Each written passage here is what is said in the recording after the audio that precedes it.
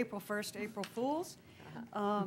This is a regularly scheduled meeting of the Harpswell Planning Board. We're running a little bit late, but that is because we've had some business that we had to conduct. Our town planner needed to speak with the town attorney, and she just got finished with that. So here we are. I'm going to ask Courtney Snellings to stand and lead us in the Pledge of Allegiance. I pledge allegiance to the flag of the United States of America and to the republic for which it stands, one nation, under God, indivisible, with liberty and justice for all. Thank you. All right, I'm calling this meeting to order. We have 3 items on the agenda. One is a matter of old business. One is a jurisdictional issue, and one is a wharf application. Before we begin, I'd like the board to introduce themselves. We have a new member of the board tonight, so beginning with Heather. Heather Allen. Courtney Snellings. Amy Heibel. Jim Bobarski. Debbie Forrester. And I'm Margaret McIntyre, the town planner. Thank you. So we have a quorum. A quorum is 4. Let's see. Heather is still an alternate. Courtney, and we have people on Zoom, so we're going to have to vote verbally. Okay. Courtney is a regular member. I'm a regular member. Associate. James is an associate. Regular. And Debbie, you're a regular member, so Debbie will be voting. I will be voting. 3 and 4. I'll ask Heather to vote because she's been on an alternate longer than Mr. Bobarski, but you are free to vote and ask questions and participate fully. Thank you. Okay. All right, the first item on the agenda is James and Sarah Merriman. This is an application that has been before the board. I think this is your 3rd time. Is it your 3rd? Yeah. You are patient and persistent. I thought it might be your 4th. Okay. Yeah, so patient and persistent. And we appreciate your willingness to keep coming back. So this is a situation that we've not encountered it in the 4 years that I've served on the planning board. It's a situation where lots located on the Tranquil Shores subdivision plan, or lots 5 and 6, are being asked to be removed from the subdivision. And I probably read that wrong. The applicant is requesting an amendment to the Tranquil Shores subdivision that essentially removes lots 5 and 6 from the subdivision plan. There's a lot of background information. I'm going to ask the town planner to give us an update and basically lead the discussion from here because she's been working with the town attorney on this issue, and I'm sure they have news for us and advice and recommendations. Thanks, Margaret. Oh, right. So I just handed out a revised draft motions. I also handed out a Hopkinson letter that I received from the applicant today. But kind of where I see that the board is at the last meeting, we had a discussion about the precedent that removing the lots from the subdivision would set. And then the board made a finding that, I'll read it. The board finds that the removal of lots 5 and 6 from the Tranquil Shores subdivision is in conflict with the intent of the subdivision ordinance and seeks to circumvent the land use regulations imposed on lot 5 and 6 of the subdivision when agreed upon and approved by the planning board in 1983 and amended in 1988. And then we kind of got hung up on what our findings were going to be to approve or deny the application, and making sure that we were the most clear with the best kind of record keeping that we could have, because obviously this is a pretty unique ask. And so in this draft motions, there's only 2 changes from what we saw in February, and that is 9, it's on the bottom of page 4, so section 9, conformity with local ordinances and plans. It's along the same lines as what was there previously, but it's just a little more detailed. And then the other change is section 9.1 in the local standards, which is on page 8. So those are the only 2 changes. They're kind of similar, but a little more detailed than the findings that I had previously presented to the board. Okay. Do you know if our legal team has anything that she wants to say? I want to open it up to... She's here, if anybody has a question for Amy. Hi, Amy. Good evening, everyone. Can you all see me and hear me? Yep. Yep. Okay. You could speak a little louder. Okay, I'll try to do that. Is that a little better? A little bit. About the same. Can everyone in the audience hear Ms. Chow? Okay.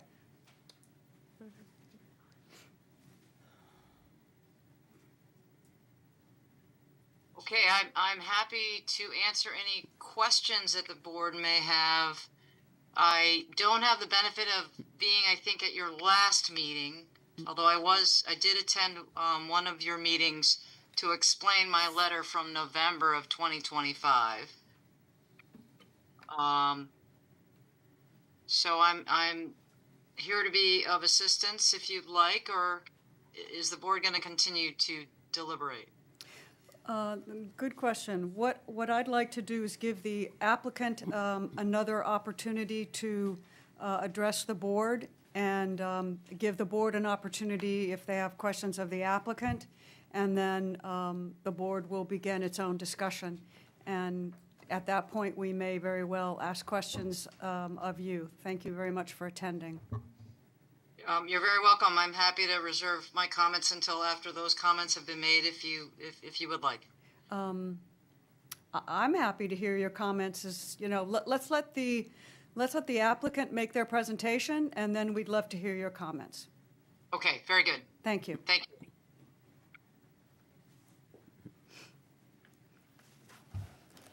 Good evening, Kevin Clark here on behalf of the Merrimans, and with us here tonight as well. I hope everybody got a copy of Mr. Hopkinson's letter. I think the main focus at the last meeting, I think we accepted that all the other criteria were met, except for the conformity with local ordinances. And I think his argument was that upon the approval, it will meet the ordinance. And I also feel that the information about what was going to be done with the lots afterwards is actually not part of our application. It was given as information, not as part of the application, and that's being used as a reason for the denial. Could I ask you, we just got this, literally. Myself this morning, so. It would be useful, I think, to have it in the record, which could be done if you were willing to read it. I'd be happy to read it. Is that all right with you? Sure. I mean, read it out so that we can hear it. Thank you. All right, this is from a letter from Attorney Jim Hopkinson of Hopkinson Abundanza, and it's addressed to myself. Dear Kevin, this letter follows our inquiry as to whether the request of James and Sarah Merriman to remove the lots 5 and 6 of the Tranquil Shores subdivision shall fail because the request does not satisfy the standard that the request is not in conformance with a duly adopted subdivision regulation or ordinance, comprehensive plan, development plan, or land use plan. For the reasons stated in the letter, the request to remove lots 5 and 6 from Tranquil Shore subdivision should not fail, but should be found to very clearly comply with the subdivision regulation, ordinance, comprehensive plan, development plan, or land use plan. Number 1, subdivision ordinance. As stated in the November 18th, 2025 letter from Amy Chow to Margaret McIntyre, the planning board has the authority to approve a subdivision amendment that has the effect of removing lots from the subdivision and or particularly abandoning the subdivision. The statement made by the planning board that the lots will continue to be subject to the subdivision ordinance solely because they are part of a division of land within the boundaries of the town of Harpswell is contrary to the statement by Attorney Chow. Once the request is approved, the lots will no longer be considered part of the Tranquil Shore subdivision. Further, the planning board found that the proposal satisfied all other standards, so clearly the planning board believes this request will not harm the general public. Number 2, compliance with ordinance. The request to remove lots 5 and 6 from Tranquil Shore subdivision complies with the applicable provisions of the town's land use ordinances. All of the resulting lots would satisfy all applicable space and bulk requirements of the town's basic land use ordinance. Number 3, compliance with comprehensive plan. The proposed to remove lots 5 and 6 is not only in compliance with the town's comprehensive plan, it is in following and in compliance with specific recommendations contained in the comprehensive plan. Part 1, page 56 of the comprehensive plan recognizes that the town's ordinances create a barrier to the development of attaining housing. On the same page, I believe that's a typo, the comprehensive plan states that the town should encourage residents to actively participate in the creation of attainable housing to meet the housing needs of the community. Part 1, page 58 recommends a strategy for the town to allow the creation of a single-family homes on smaller lots. The proposal to remove the lots from Tranquil Shore subdivision satisfies the comprehensive plan without the need for further zoning changes. Consistent with state law changes, the proposal to remove lots 5 and 6 is consistent with recent state legislation mandating municipalities to permit more units on smaller lots. LD 1829 was passed to reduce barriers to housing development. The state representatives for the town of Harpswell voted in favor of the legislation. Although the law is in place now, municipalities with town meeting forms of government have until June of 2027 to implement. However, the request to remove lots 5 and 6 is fully consistent with the provisions of LD 1829. The planning board's statement that removing the lots would allow for more increased development is specifically contrary to the mandatory provisions of the legislation. While the town has stated that it will or may request a waiver from the requirement to establish a growth area, there is no provision in the legislation for a waiver, and the mandatory legislation would still require the town to allow additional housing on the Merriman lots, even if not in a growth area. Based on the foregoing is my conclusion, the request to remove lots 5 and 6 from the Tranquil Shore subdivision is in conformance with local ordinances and plans. Thank you. Yeah, thank you. Any questions from the board Yeah, for the applicant? Can I just ask you to clarify, before you read the letter, you said something about adding information that wasn't necessary. I think, can you just? Well, I think one of the questions that the board had at a prior meeting was what we intended to do with the lots, which that's not something that is part of an application, what you intend to do with it after it's Thank you. I was divided. just making So- sure I was understanding. But we were Thank you. happy to share what we Yep. wanted to do, but it seems like that is being used as a criteria against the decision. Okay, thank you. So I have a question. How does this whole thing about attainable housing fit in? How is changing this lot, how are you going to assure that there are attainable houses there? By one, one of the lots will be divided, and Mr. Merriman's one daughter will live in one home, and the other will be building a new home on the other lot. Right, but attainable housing means that when they go to sell it, somebody else is able to afford it at a price that's in line with numbers that are set out by the state, 120% of average mean income, whatever. You can't like call it attainable and sell it for $1 million. Understood. I don't have a practical solution for that. at But this you point. say that you're going to do it, so you say it's going to be attainable housing, so how is it going to be attainable housing is what I'm asking. I mean, it has to have a covenant on it or something that restricts how it can be passed on. Yeah, I think I don't have a good explanation for that. That is something that Mr. Hopkins included in his letter, but I believe the purpose of the attainable in this situation is for the children to remain in living and working in Harpswell. So it's affordable housing for new families. For them, it's For them, not correct. meant to, For them specifically, but it is still part of the goal to well, no, attainable housing has, have some other. yeah, the concept of longevity. Understood. And I can't really answer that question any further. This was new language to me, so I. Okay. What can, just because I have been a part of different housing conversations, attainable housing, I think you can get down a rabbit hole of that. And so I think they're seeing it, and I'm not saying it's right or wrong, but I'm just trying to clarify, as it's attainable for the youth to be living, and if I'm reading it, could be rent or purchase of a home. I understand there's a longevity for that, but in a way, giving it to kids is a longevity? Is that, I'm asking you a clarification from the Housing Committee. So the state, I just Yeah. was on a call about 1829 earlier today, and they have a whole thing about attainable housing, and it has to be affordable. A homeowner who makes no more than 120% of the median income for the area.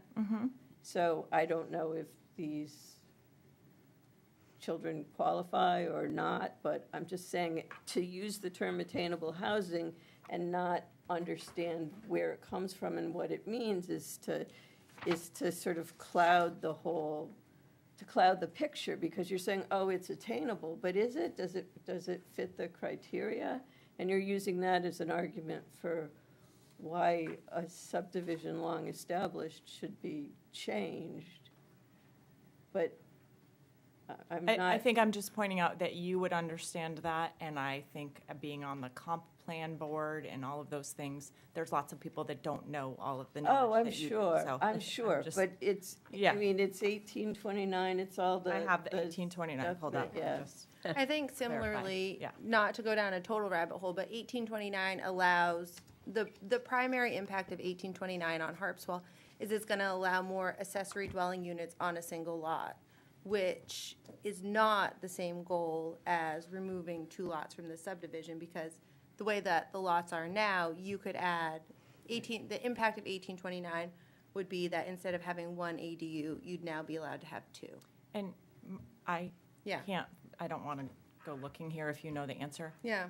You can have an accessory dwelling unit in a subdivision with 1829 as well, correct? Yes. You If can I'm have remembering one from our now. workshop. Yeah, you can have one now, and you will be able to have. That's what I meant. And that is without a professional interpreting the ordinance, the language of the law, but that's from what I've gathered, the primary impact of the law on Harpswell. Okay, thank you. Can all subdivisions have ADUs, or do some of them have different agreements in their subdivision that might preclude? I As mean, far as I know, just wondering. the basic land use ordinance allows ADUs on all properties. okay, So I think that the primary thing that would prevent an ADU on a subdivision lot would be like bylaws or covenants.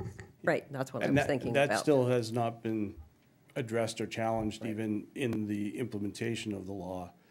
Does the state law trump covenants or association rules? We don't know the I don't know. answer to that.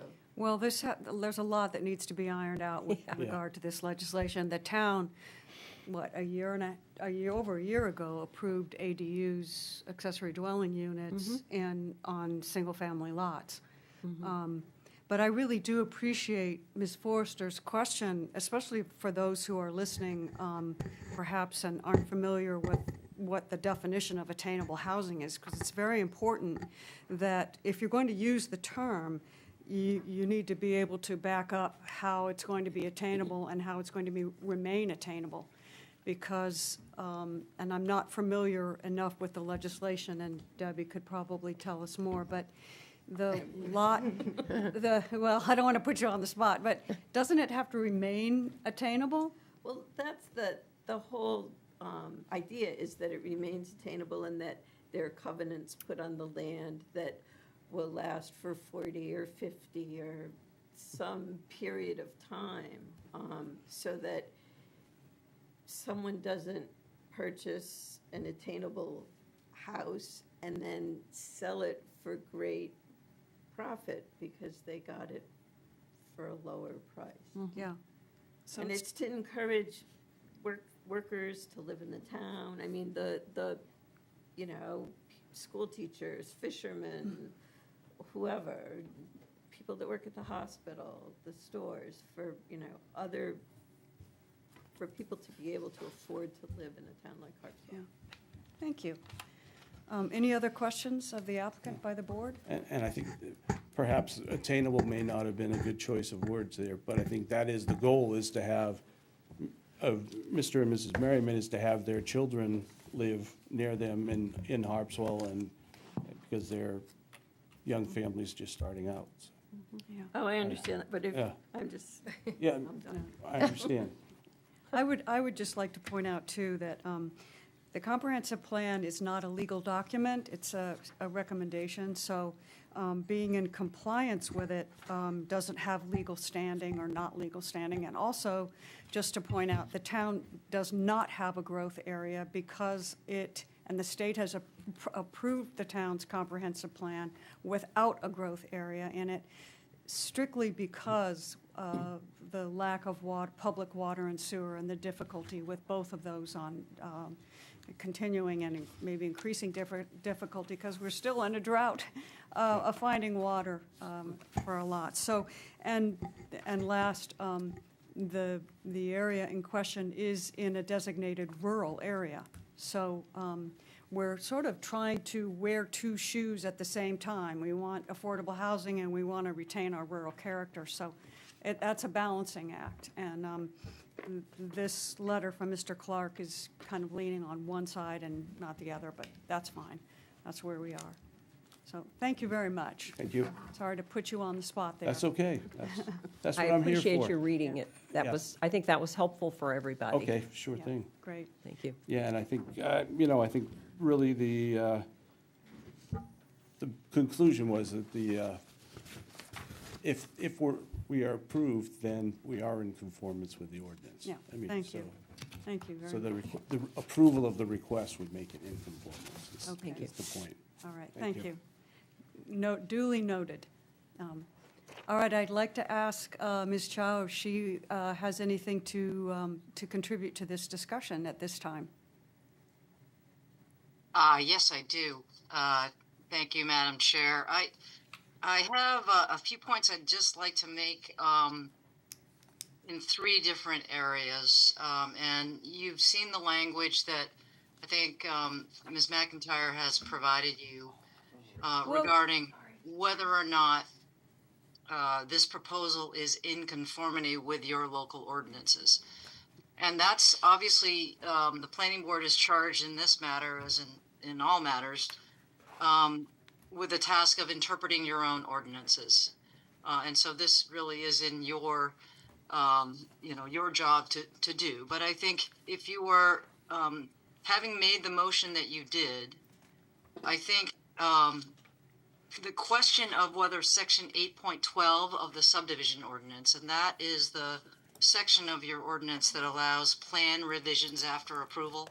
So no question that you have a subdivision plan. It's been on the books. This one's been on the books for 40 some odd years. You can seek amendments to the final subdivision plan if you go through the planning board process. I don't think there's any doubt about that. And my letter did say that you are authorized to consider any request to amend the subdivision plan. The issue becomes one of, does a particular plan amendment on its facts end up circumventing the very purpose of the ordinances and the overall subdivision ordinance scheme that this town has adopted? And I think that's for you to decide. But if you were, it is true that you can make I mean, one way to look at this is to say that,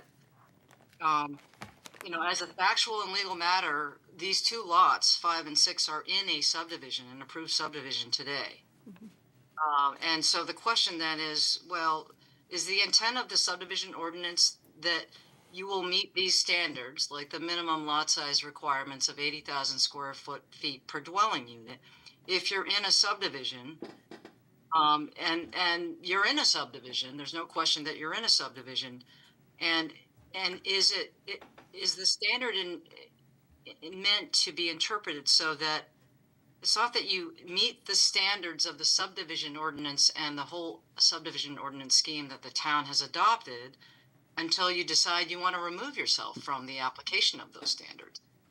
So I think a factual issue that I think that is relevant for the planning board to consider on this topic, leaving aside, I think the affordable housing piece, is just, if the sole purpose of asking for lots to be removed, and these are developed lots, these are not, sometimes you'll see a plan amendment to partially abandon a subdivision. That happens sometimes when the developer realizes that there are certain parts of the development that are no longer relevant for the subdivision, no longer being used, and so it doesn't need to be part of the subdivision. That's not the situation you have here. You have two developed lots, you have an old subdivision, and you have this having been on the books for some time. And so if the issue is that the sole purpose of asking for this plan amendment is to circumvent the intent and purpose of the very ordinance that applies to them today, I think it's within your purview as the planning board to determine, and this is up to you, but I think you could determine that section 8.12, which allows plan amendments to go through the planning board, that you would be within your discretion to say certain plan amendments that are essentially, whether there's an intent here or just an impact. The impact is that this is a direct subversion or an end run around the actually generally applicable standards for all subdivisions, for a lot that is within a subdivision. And it is true that the applicant says, well, if you remove us from the subdivision, then we will be in compliance with all your ordinances, which is also true.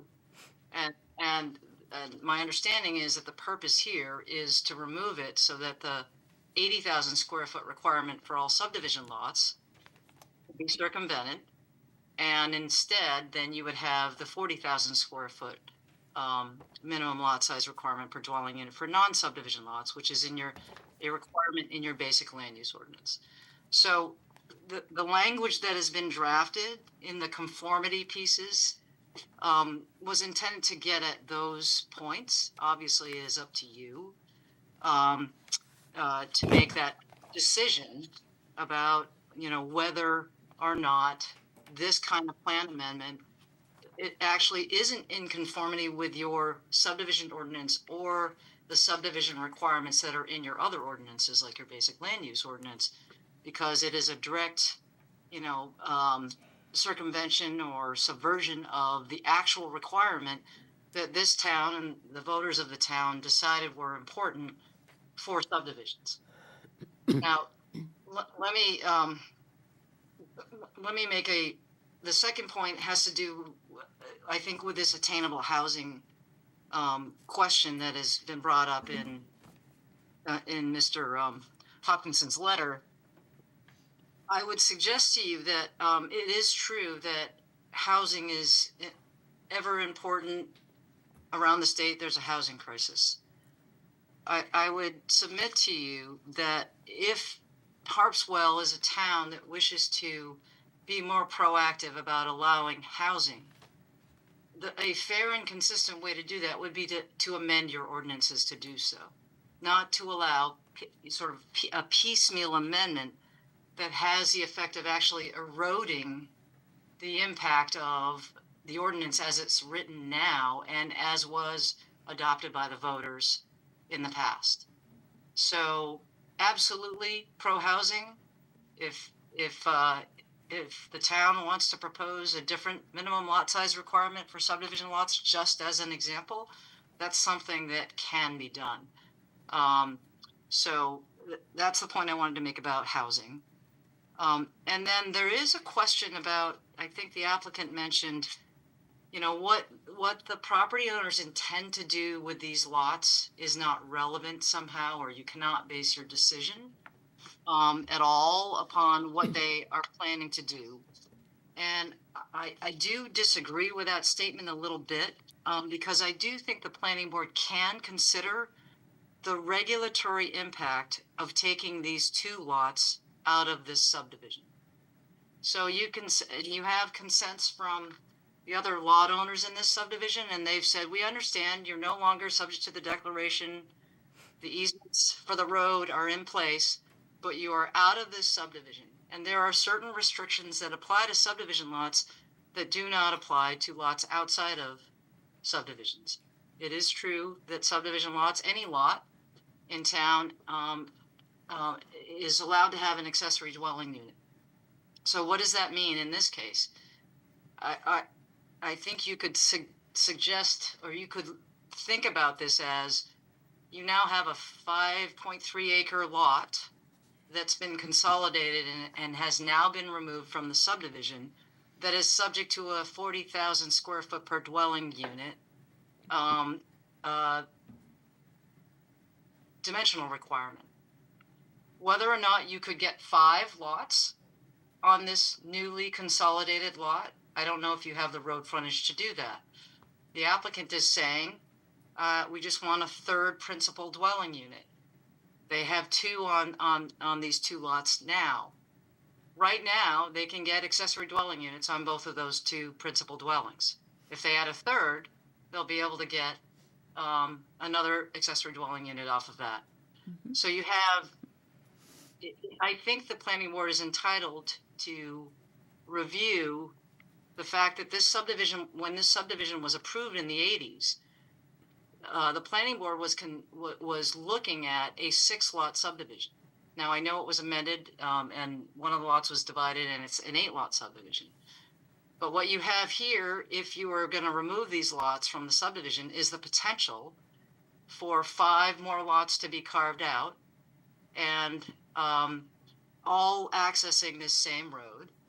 And if you add accessory dwelling units to those, you have a possibility, and I haven't done the math, of 10 units on the lot area that, when previously approved, was planned for 2 lots and 2 dwelling units.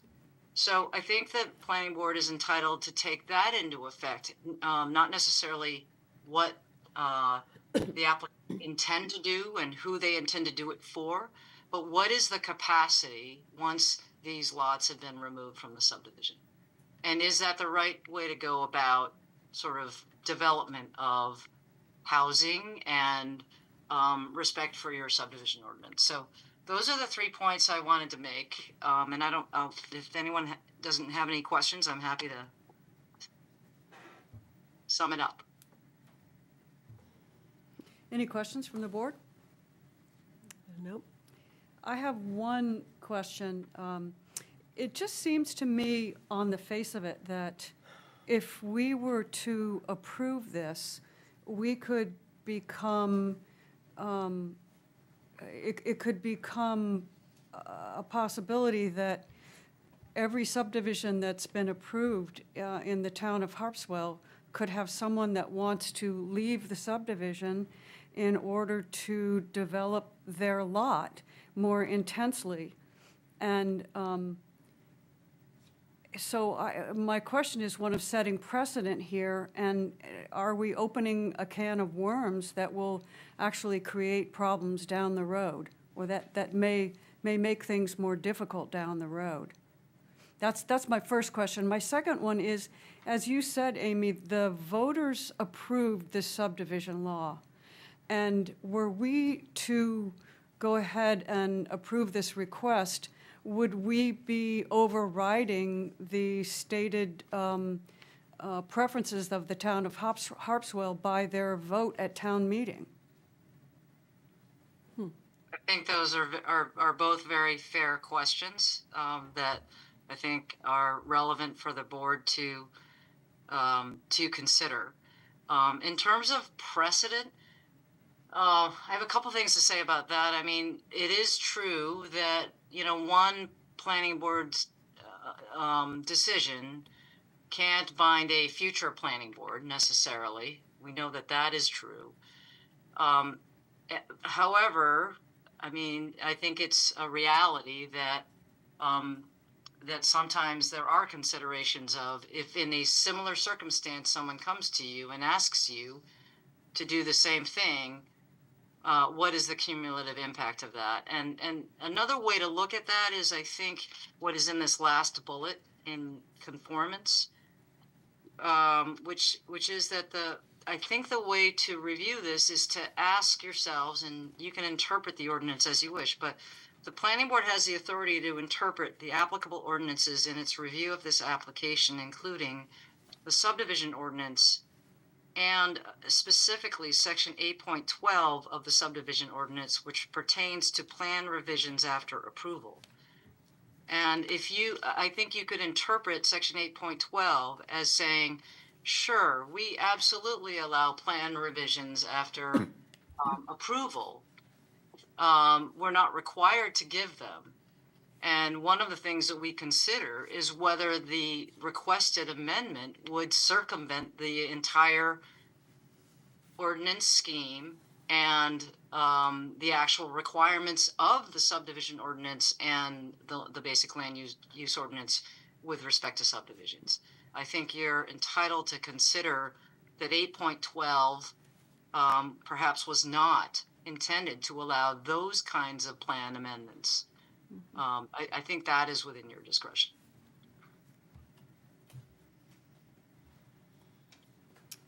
Okay.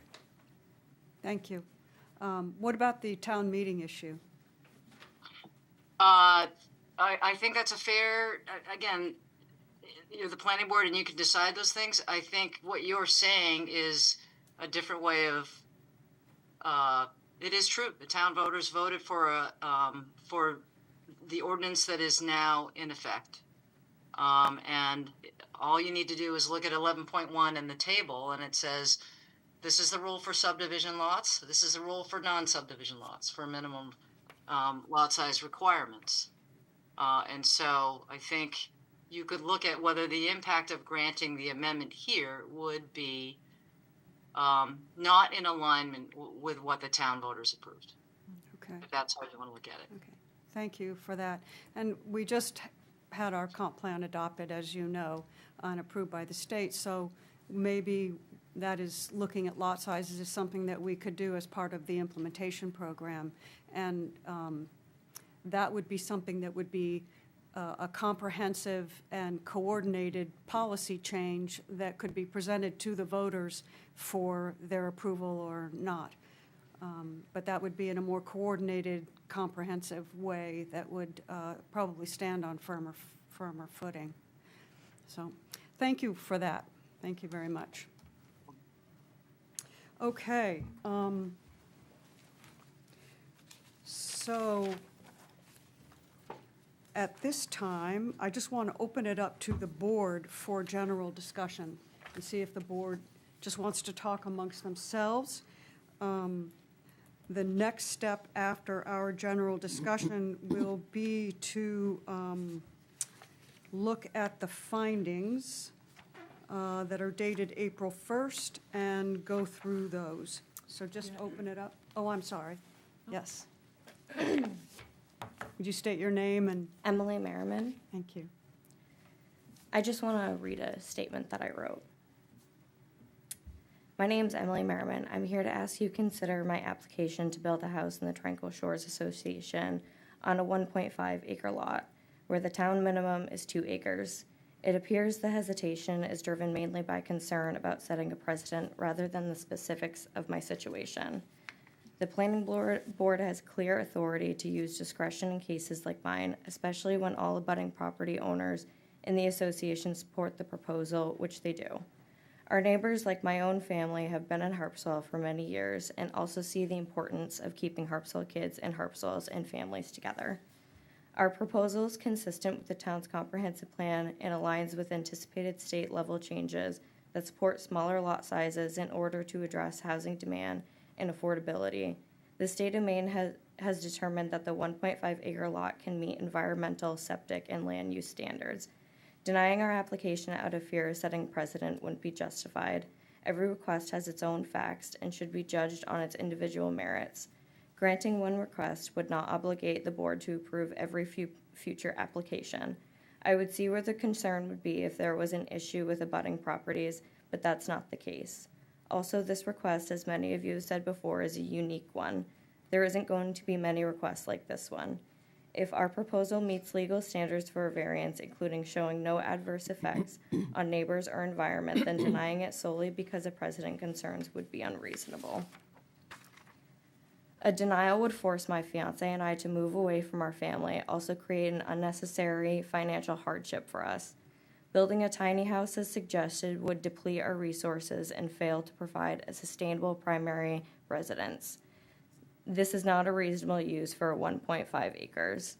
This lot is only half an acre short of the ordinance and has ample space for a normal-sized home that will not encroach on neighbors. Also, this land has been gifted to me by my parents so that I may build an affordable house, a regular-sized home in which I plan to start a family in the future. Approving our application to build a home would not undermine the board's authority. Instead, it would show a fair, balanced, and practical approach that respects local ordinance and state determinations while allowing reasonable use of a property. Harpswell is my home. I'm 24 years old. I've lived here my whole life. My family lives here. I want my future kids to grow up here, but I can't do that without your help. Harpswell has an outstanding community, and I have benefited greatly from this community and want to remain an active member who contributes back so future generations can enjoy the same support. Like I said before, Harpswell is my home, and I want to continue to call it home. I'm not asking you simply just for land. I'm asking you for a future. Thank you for your time.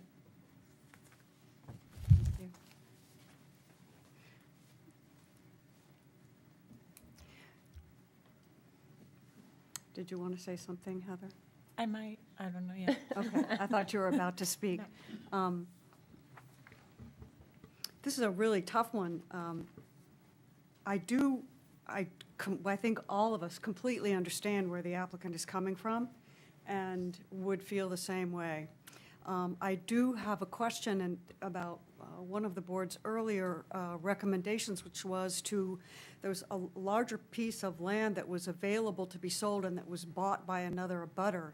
And just continue to wonder why another half an acre couldn't have been added to the Merriman's purchase, and then they would be in compliance. It's not as though the situation is completely boxed in. There seem to have been some opportunities that may not have been taken or may not have been available, that maybe they were available but not taken. That does. I'm sorry, sir. Would you like to come and state your name and?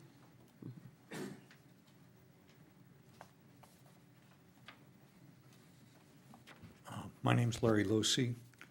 I purchased 16 acres on Curtis Cove Road in 1986. And much of this land was part of what I purchased. And I'll have to say that it was oversight and lack of forethought on my thought. We had two abutters that wished to buy a parcel that I did not use, and I was hoping to retire someday. And so we didn't go through with that. We did sell another lot to Jim's son, who hard at work clearing to start building his house there. So I have to accept a share of the blame in getting into this.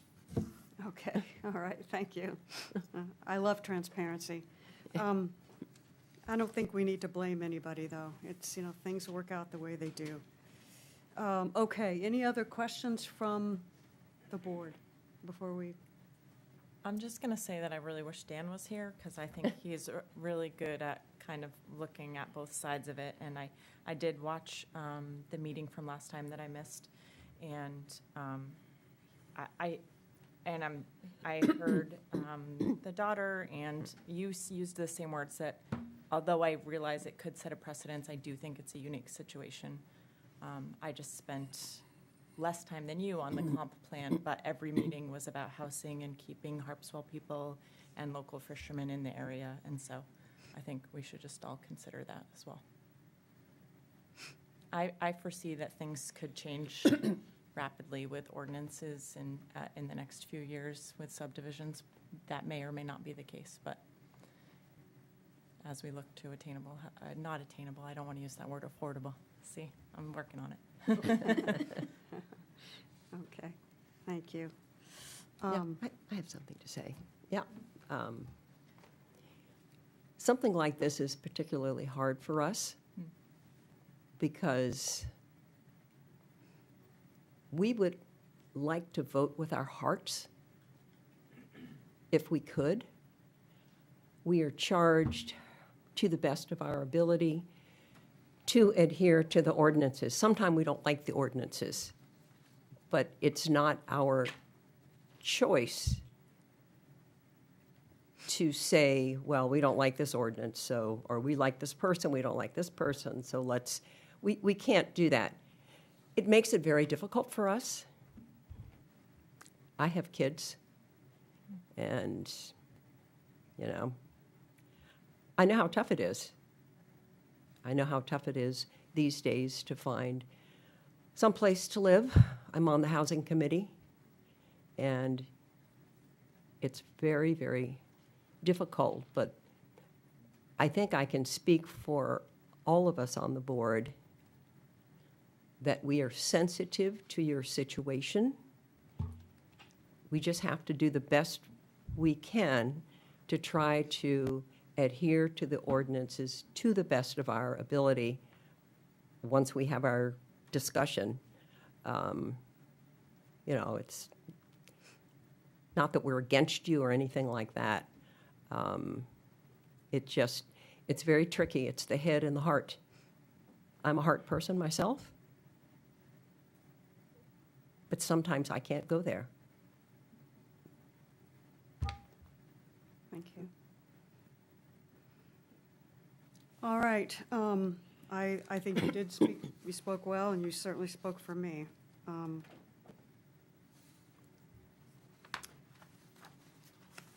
All right, the way that we probably should,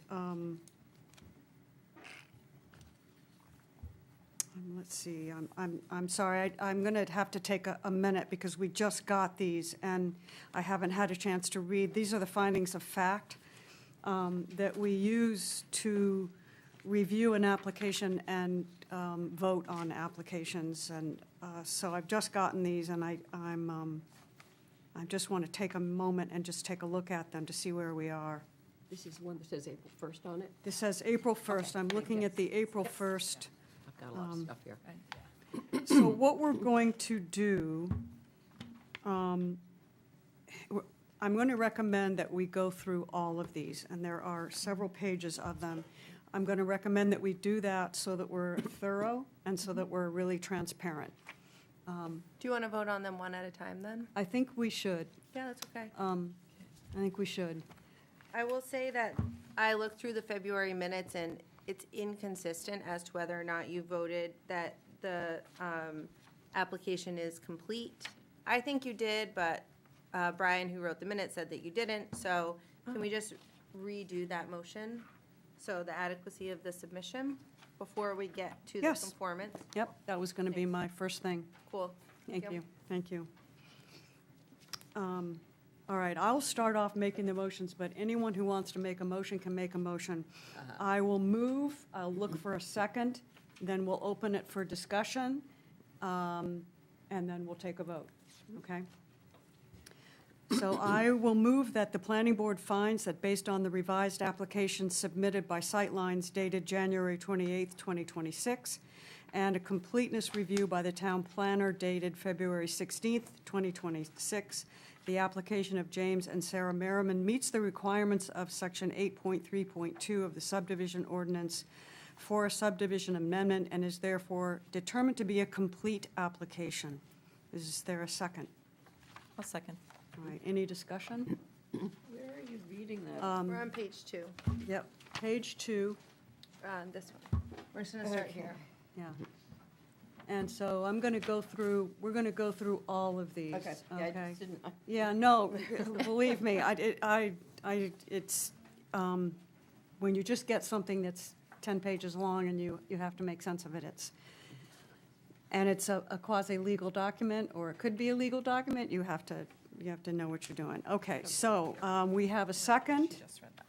We have a second. Any discussion, any other discussion?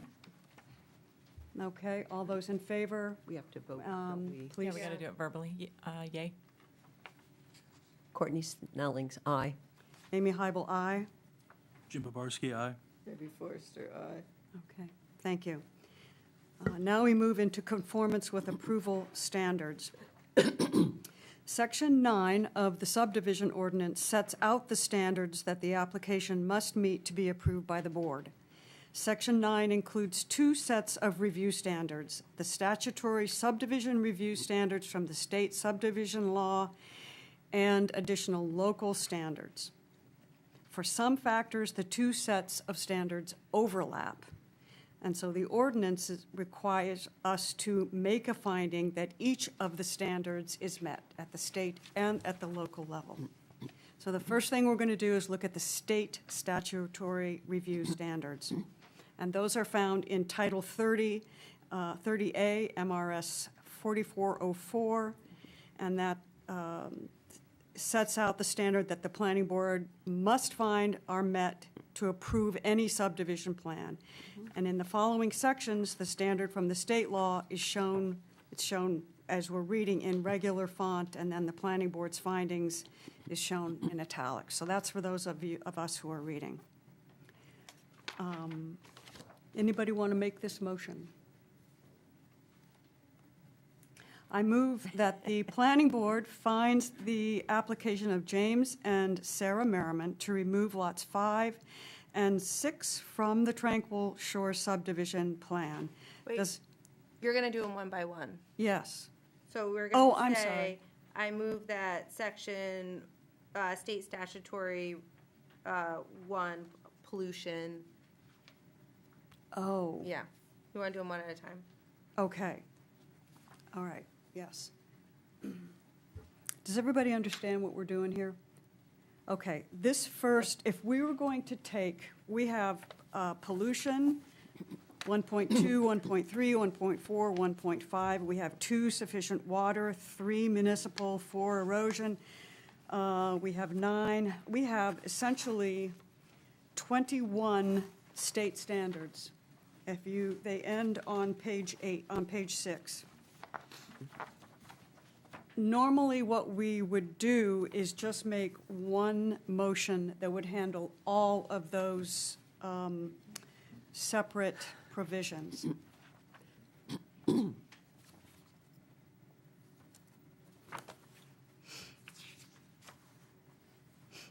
I'm wondering if we could do that and just cull out, with the exception 9. How would we do this, Margaret? You could say, I move that the planning board finds that state statutory review standards 1 through 8 and 10 through 21 are met based on the findings that are incorporated in this motion by reference. Thank you. What she said. What she said. I move that the planning board finds that the application of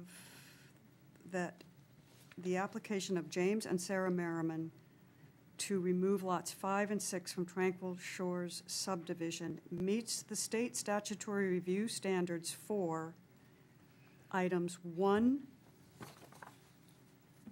through 8 and items 10 through 21, as described in the findings of fact, number 250602, agenda item dated April 1st, 2026. Is there a second? I will second that. All right, seconded by Courtney Snelling. Is there any discussion? And please ask questions if you have any questions.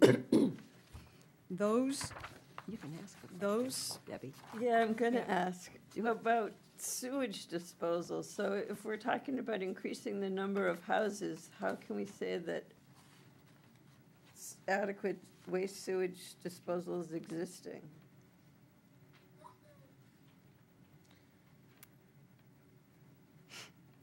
that's a good question. I don't know. I mean, I realize it's adequate for what's there now, but if the whole purpose of this is to change what's there. I think given what's on the ground, which is all that we are basing our decision on, that it's adequate. But you could change that to say the standards met based on the finding that adequate sewage waste disposal is existing, and any future increase in sewage disposal needs will meet the state septic standards or something like that. Okay, I mean, I Yeah. don't know if we have to No, or not. I that- just, That's a really good question, though. And what we would be doing, as Margaret said, is saying that as the situation exists now, it meets the standards. Right. Any new development would have to be get approval from the codes office. And the codes would then determine whether or not those septic system standards were met or not. okay. So I think that's when we could add that language that Margaret just said if we want to do that.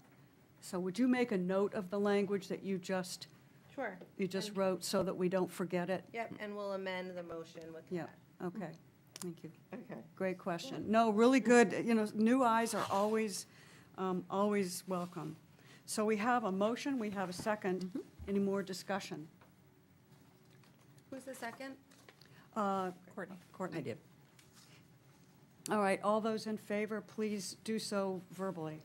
Heather Allen, aye. Or Courtney Snelling's aye. Amy Hybel, aye. Jim Babarski, aye. Debbie Forrester, aye. All right, thank you. Now let's take up item 9 on the state. We're still looking at the state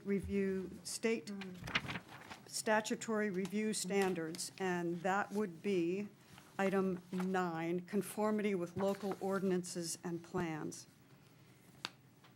So item 9 requires that the subdivision be in conformance with duly adopted subdivision regulations or ordinance, comprehensive plans, development plans, or land use plans, if any. In making this determination, the board may interpret these ordinances and plans. The findings of fact state that this standard is not met based on the following findings. Number 1, lots 5 and 6 are part of an approved subdivision plan. As such, both lots currently require 80,000 square feet per dwelling unit as required under the minimum lot standards contained in section 11.1 of the town's basic land use ordinance.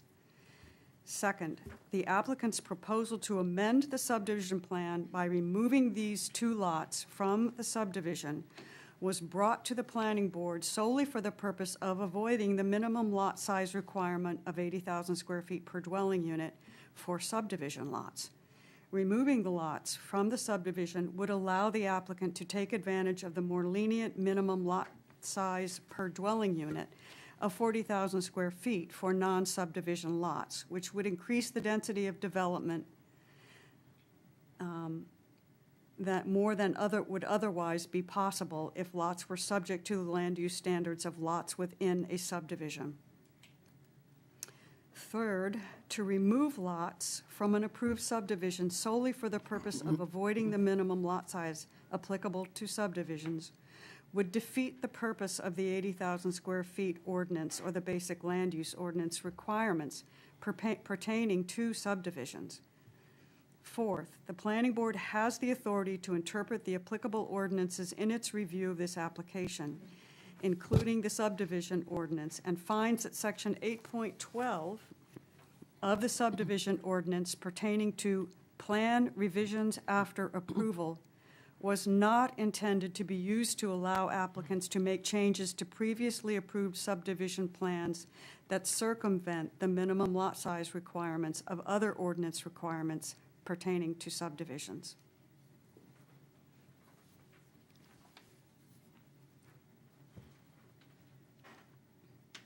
Madam Chair, may I make a couple typo points? As I see in my, so in that last sentence, it should be not of, but or other ordinance requirements. The minimum lot size requirements or other. Or other okay. ordinance requirements. And then I think you already picked up on the word I left out. It should, in bullet point 2, increasing the density of development, you should insert the word more than would otherwise be possible. Increase the density of development more. Yes, I did insert that in. Yes. Okay, thank you. Thank you. Thank you. So then this was Amy Chow's language. Yes, this is the attorney's language that I Okay, presume I Margaret. didn't know where it came from. Yeah, I would presume Margaret coordinated with our attorney in this language. So I think at this time, You need a second. I would move that No, she hadn't moved it. conformity with local ordinance and plans, item 9, in the state statute, Title 30A MRS 4404, that item 9 has not been met based on the findings just read. And I am looking for a second. I can second it. I'll second it. Okay. Opening up for discussion. Yeah, so in that last bullet, the subdivision ordinance pertaining to the plan revisions after approval was not intended to be used to allow applicants to make changes to previously approved subdivision plans that circumvent the minimum lot size requirements for other ordinance requirements pertaining, or other ordinance requirements pertaining to subdivisions. Where are we gathering the intention from? It's saying it's not intended, so who's saying it's not intended? Is that what we're trying to come to an agreement on at the moment? Are you saying that the applicant intends to circumvent, or are you saying that the town intends not to allow circumvention? I'm asking if, This is talking about the intent of the ordinance. Yeah, I think it's the latter, Okay, yeah, what you said. okay. okay. Margaret, would you like to take that one? I think he's asking, can we speak for what the intent of the ordinance is? Yeah, yeah.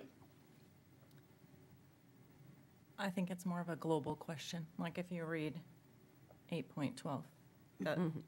Where are we getting that intention Yeah, from? I guess the question is why? Yeah. Is why are we arriving to that? Why are we arriving to what?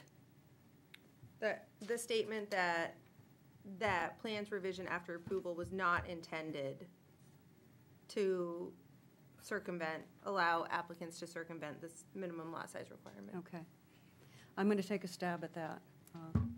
When subdivisions are approved, they are legal entities. They're legally, and they're recorded in the Registry of Deeds. The people that pay to purchase lots within those subdivisions pay for the assurance that the subdivision will be developed as has been approved by plan. And all the other residents of the subdivision buy into that agreement and that assurance. It's both an assurance of, the quality of the living environment. It's the assurance that their monetary investment will be held. It won't be diminished because someone has not lived up to the requirements of the subdivision. If there are homeowners requirements, you buy into the homeowners association requirements, all of those things. There are assurances for the purchasers of the lot. And the town and the planning board as the entity that approves those subdivisions, does so on behalf of future buyers. It does so not only on behalf of the townspeople that have approved the subdivision ordinance by town vote or by council vote, by town vote here, but also for those who purchase lots in the subdivisions in perpetuity.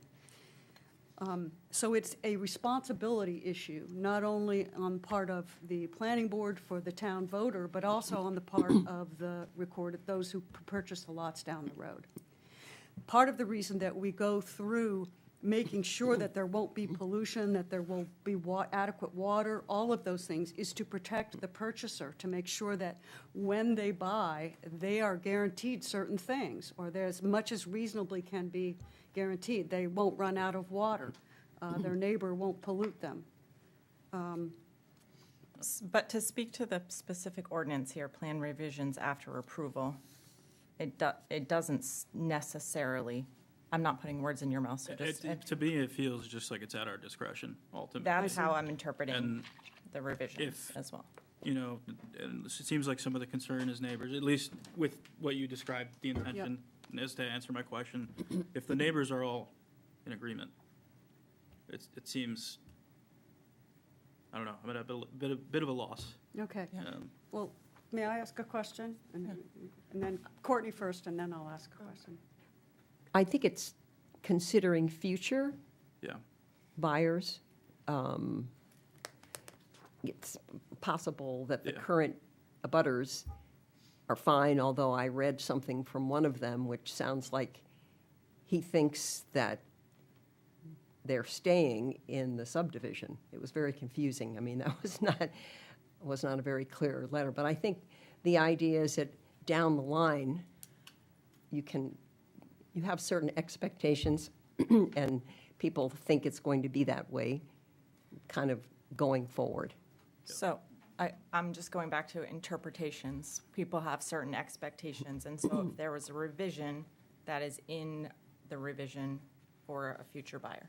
So I understand what you're saying, but it's also would already be in the amendment for a future buyer.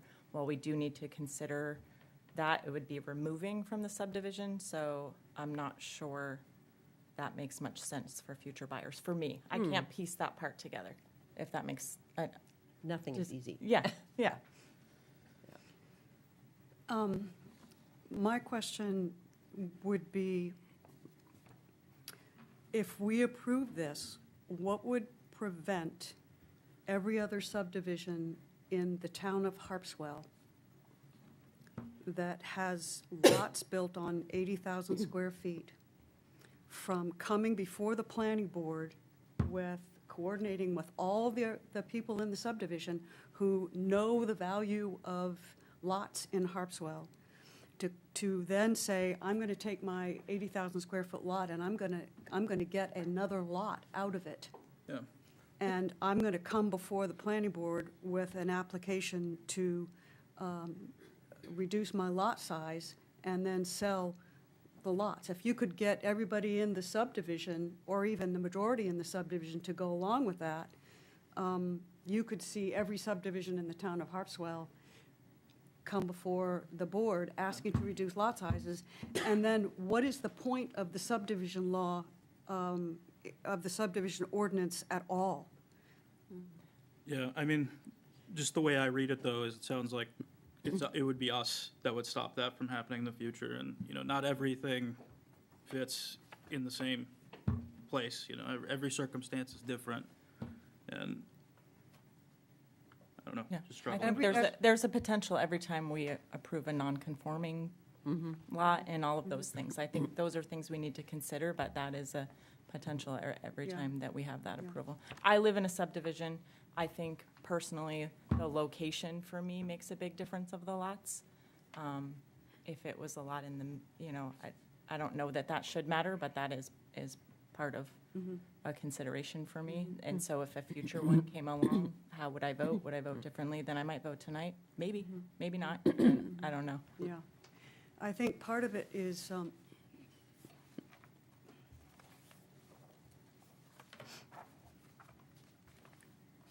I think, Amy, another thing that, not to continue this conversation too far, but another thing that it could really change the value of people's property and stuff. If you wanted to remove your lot from a subdivision and then you had the ability to build a private dock, where before you were limited to a community dock, that could have, you know, a big environmental impact on a neighborhood in Yeah, the I think shoreline. I would agree. I would call that an unintended consequence.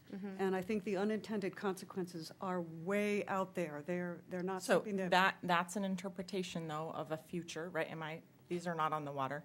No, I'm just saying that there are other unintended, Okay, you know, I just wanted to make sure I you wasn't know, missing some it's big not fact. just the minimum lot size that you're getting, that you are not being held to those standards of. There's a lot of other, for instance, if they wanted to amend their lot lines in the future, if they're not a lot in the subdivision, it would not come back to the planning board. It would go just through the codes office. So then there's another, unintended consequence. Yep. Yeah. So there's yeah. Thank you, Margaret. Yeah. Yeah, that makes sense. I have one other observation, and this is just my observation, but it seems to me that there is other land that is available if it could be sold to the Merrimans that would allow them to have conforming lots. So and it's not like, and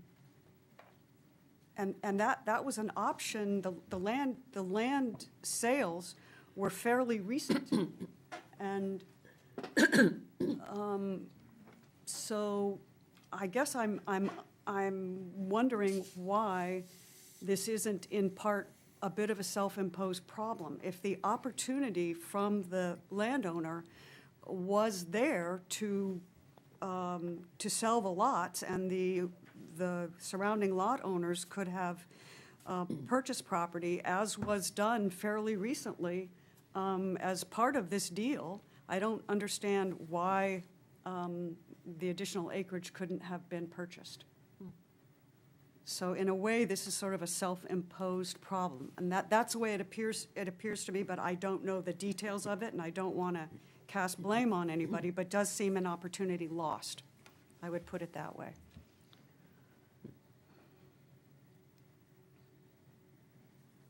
All right, where are we?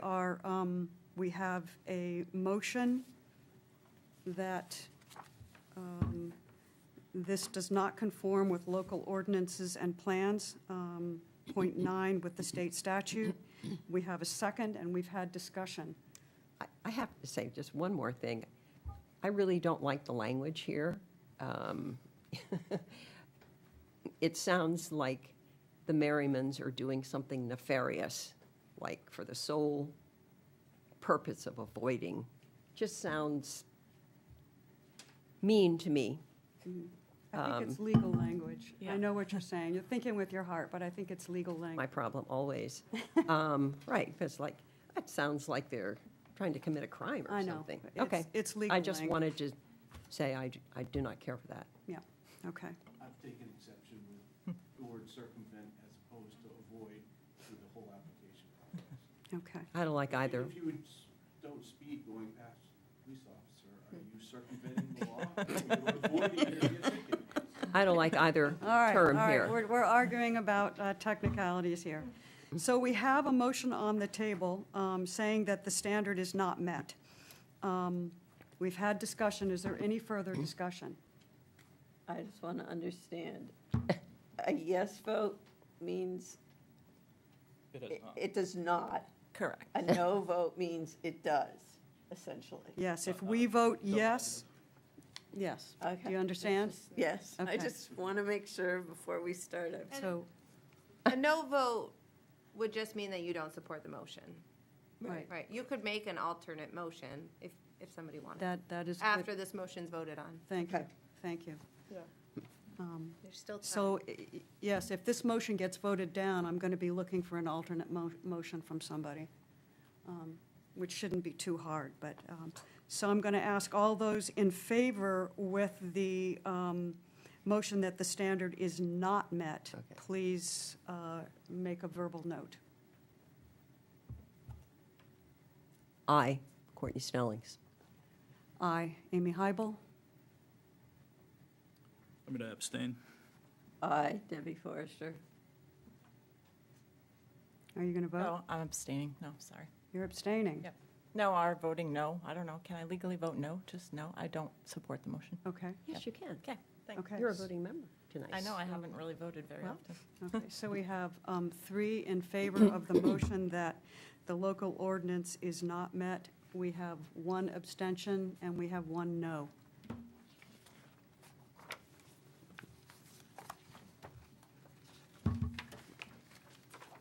We now move on, this is a slow death, and I'm sorry. We now move on to local standards not applicable to the application. And I'm going to move that the board finds that the following standards of Section 9 of the subdivision ordinance are not applicable to the application to amend the Tranquil Shore subdivision by removing lots 5 and 6 from the plan, 9.2, 0.3, 0.4, 0.5, 0.6, 7, 0.8, 0.9, 0.10, 0.11, 0.13, 0.14, 0.12, 0.13, 0.14, 0.15, 16, 17, 18, 19, and 20. So the motion is that those standards are not applicable to the application. I will take a second. I'll second. Okay, seconded. Any discussion?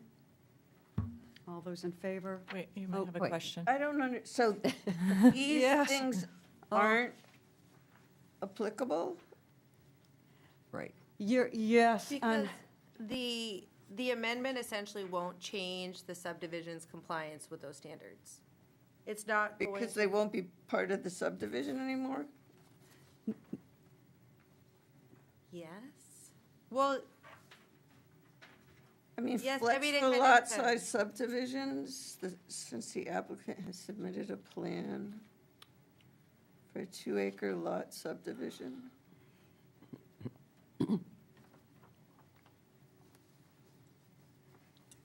Land not suitable, lots are existing and meet the minimum lot size? I'm sorry. We just have to, we always have to go through these things, even the ones that aren't applicable. But you how still is have that to not do it. applicable?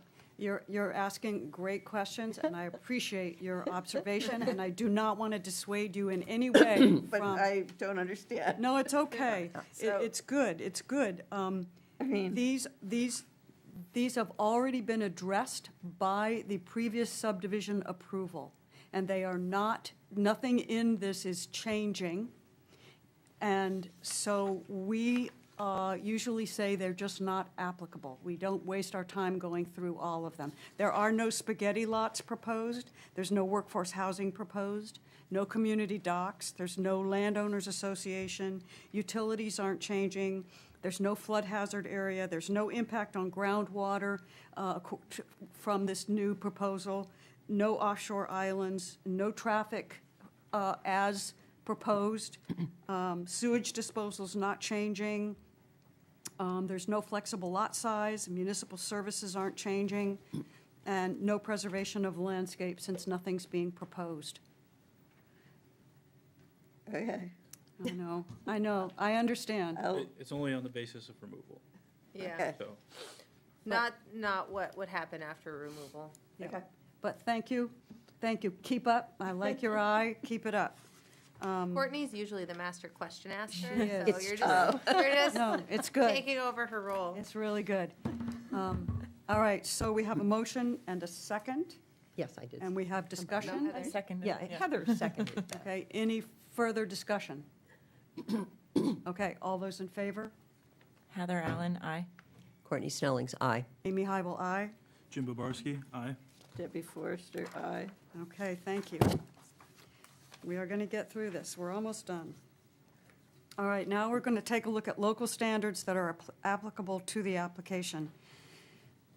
The following standards of Section 9 are applicable. In the following sections, the standards from the ordinance are shown in regular font, and the board's findings are shown in italics. I move that the Me. I move that the planning board finds that the application of James and Sarah Merriman to amend the Tranquil Shores subdivision by removing lots 5 and 6 from the plan does not meet the approval standards of Section 9 of the Harpswell subdivision ordinance based on the following findings, which are incorporated into this motion by reference. Can we Usu- amend that to say 9.1? Yeah, section. Sorry. Section 9. Oh, Section Yeah, 9.1, sorry. yes, Section thank 9 you. implies it's all of Section 9, but it's only 9.1. Thank you. Thank you. All right, good. I'm going to read those just because I think I want to be transparent here. All proposed developments, this is 9.1 conformance. All proposed developments must be met in conformity with all pertinent local, state, and federal ordinances, laws, and regulations. This standard is not met based on the following findings.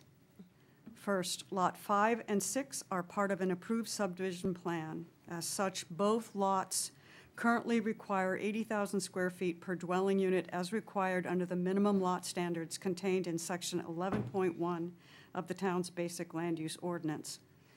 2, the applicant's proposal to amend the subdivision plan by removing these 2 lots from the subdivision was brought to the planning board solely for the purpose of avoiding the minimum lot size requirement of 80,000 square feet per dwelling unit for subdivision lots. Removing the lots from the subdivision would allow the applicant to take advantage of the more lenient minimum lot size dwelling unit of 40,000 square feet for non-subdivision lots, which would increase the density of development more than would otherwise be possible if lots were subject to the land use standards of lots within a subdivision. So we have a correction there on that sentence. To remove lots from an approved subdivision solely for the purpose of avoiding the minimum lot size of subdivisions would defeat the purpose of the 80,000 square foot requirement and is not in conformance with the purpose and intent of the subdivision ordinance or the basic land use ordinance requirements pertaining to subdivisions. The planning board has the authority to interpret the applicable ordinances in its review of this application, including the subdivision ordinance, and finds that Section 8.12 of the subdivision ordinance pertaining to plan revisions after approval was not intended to be used to allow applicants to make changes to previously approved subdivision plans that circumvent the minimum lot size requirements of other ordinance requirements pertaining, or other ordinance requirements pertaining to subdivisions. All right, that is a motion under 9.1 conformance, and the motion is that the standard is not met based on the language just read. I'm looking for a second, and then we'll have discussion. All right, second. All right, Debbie Forrester has seconded the motion. All right, opening up to discussion. I kind of feel like we've already talked about this, Okay. even the same language, Okay, same errors. okay. I'm looking for a vote then. We've had discussion. All those in favor of that motion, please signify by a voice vote. Do you want us to voice vote either way? Either way. That's what Oh, yeah, confused me you last have- time. Either way. Heather Allen, nay. Courtney Snelling's aye. Amy Hybel, aye. Jim Babarski, nay. Debbie Forrester, aye. All right, the motion is 3-2. It passes. Thank you very much. I'm glad everybody's here. And the last is approval of the application conclusions of law. I move that in light of these facts, with consideration given to the supporting documentation in the record, that the planning board reaches the following conclusions. The planning board finds that James and Sarah Merriman have not met the standards of the Town of Harpswell subdivision ordinance. The planning board does not approve the application to amend Tranquil Shore subdivision by removing lots 5 and 6 from the plan. Yes, period. Excuse me. I'm looking for a second to that motion. Seconded by Second. Courtney Snellings. Any discussion? All those in favor or against? Can I just ask a clarification? Yeah. So, am I voting based on the fact that because we haven't had very many mixed votes, two things were not passed, and so, do you understand my question? Yeah, yes, and I don't know the answer. Okay. I think either way is fine. Okay. Yeah, Guess Heather Allen, nay, then. Just go with my- yeah. Courtney Snelling's aye. Amy Hybel, aye. Jim Babarski, nay. Debbie Forrester, aye. All right. All right, I want to thank you. I understand your frustration. I think there are probably things that you can do, both now and in the future, to make happen what you want to have happen. I don't think we are your last resort. And I would like to say that I think that this whole application has really opened our eyes. The whole town, I know that you've contacted all the selectmen and a number of other town representatives and movers and shakers in the town. And I think that this has really kind of highlighted an issue in our town and a problem that needs to be solved. And I appreciate it, and I'm really sorry that we didn't solve it tonight, but I do think that it's now a goal that we can all strive to. Right. Yeah. Figuring out how maybe by amending the minimum lot size in a subdivision, maybe talking about workforce housing, fishing families. I mean, we all can agree that there has to be a better solution. None of us are satisfied. Nope. Yeah. You guys did a really good job of presenting your case. You've been extremely polite. Emily, you were really articulate in your presentation. And I think that the Merriman family should be very proud of how they've conducted themselves in this whole process. And I want to thank you as a resident of Harpswell for how you've done this. And I'm sorry. Well, don't be sorry, but I hope that there's some changes coming. It has been talked about, and I've been talking about it. Yeah. Keep talking. And it seems reasonable that there could be something that would work for everybody in our situation, but yet you haven't faced this in 4 years that you've been here. Yeah. And maybe not again, but, yeah, we'll see where it goes and see what happens. And I'm not done talking about it. We All right. really want something to work out for you guys. And Okay. I agree with Amy. Good on you for speaking up. Thank you. Yeah. Yeah. So, All right, thank you very much. thank you very much. We're still on old business. This is why we get paid so much to sit on the planning board, is to go through these really difficult situations. Yeah. Will you just Yeah. Do you Please, mind Ann. going up there? get on the record? I've been very proud to be a Harpswell landowner for 40 years. We have an amazing diverse group of people that live on Curtis Cove Road. I don't know how many of you know them, but they literally all from all over the world, and we all work together. And Jim is the most wonderful neighbor. Thank you. It Thank you. shows.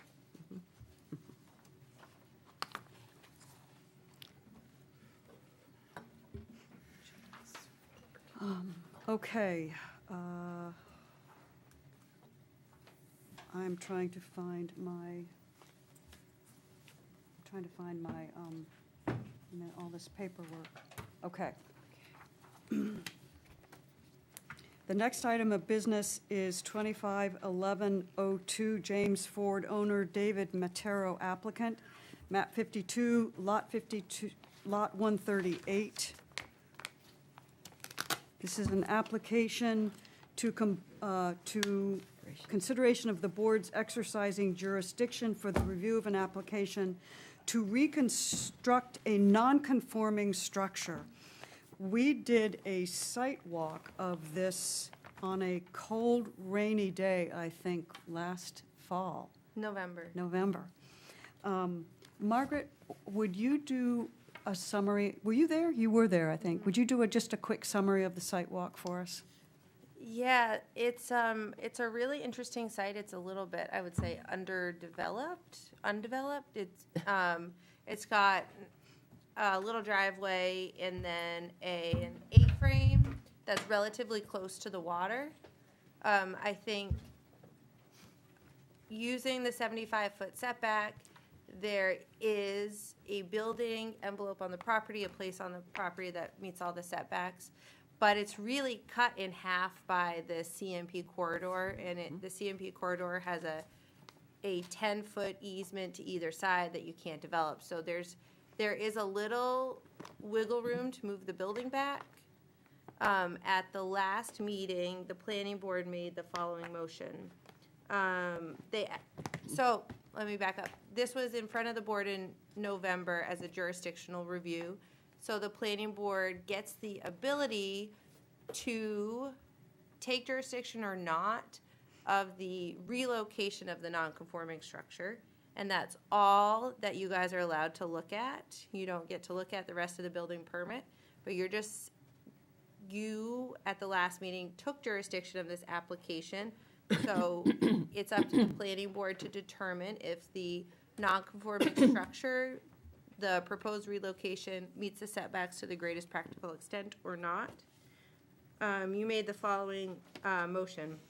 The planning board exercises its jurisdiction as outlined in 10.3.2.4 of the Shoreline Zoning Ordinance for the review of the application of James Ford conformance with the standards of the Shoreline Zoning Ordinance to reconstruct a non-conforming structure on Lot 138 on map 52 with a request that the applicant return to the planning board with designs for the building and septic system consistent with materials submitted with the application,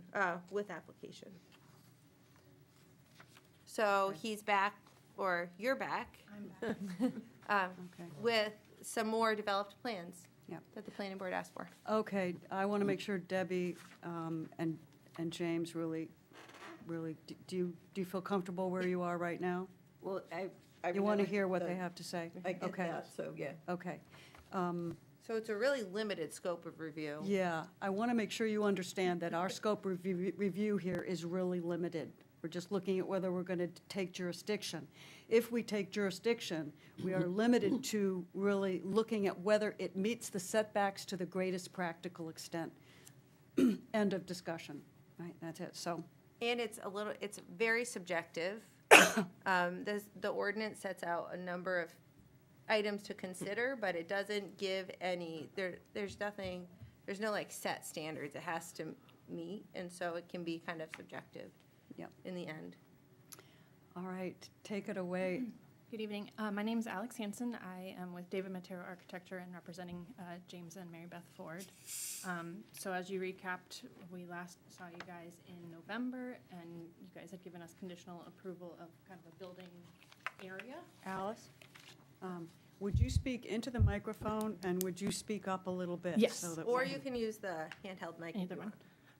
So I'll go back a little. We met in November, as Margaret recapped, and we had gotten conditional approval for kind of the building envelope that we had proposed. And so we've been working to get a 2-bedroom house to fit within that envelope.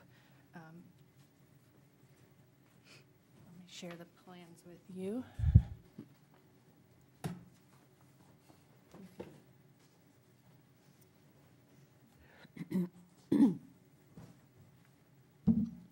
So what we've ended up with is a 2-bedroom. So to orient you, the water is page down. Laurel Shore is page up. The drive that we're proposing comes in on this side. Entry, you come in, we've got small living space, dining, kitchen, a guest bedroom on the first floor with bathroom, laundry.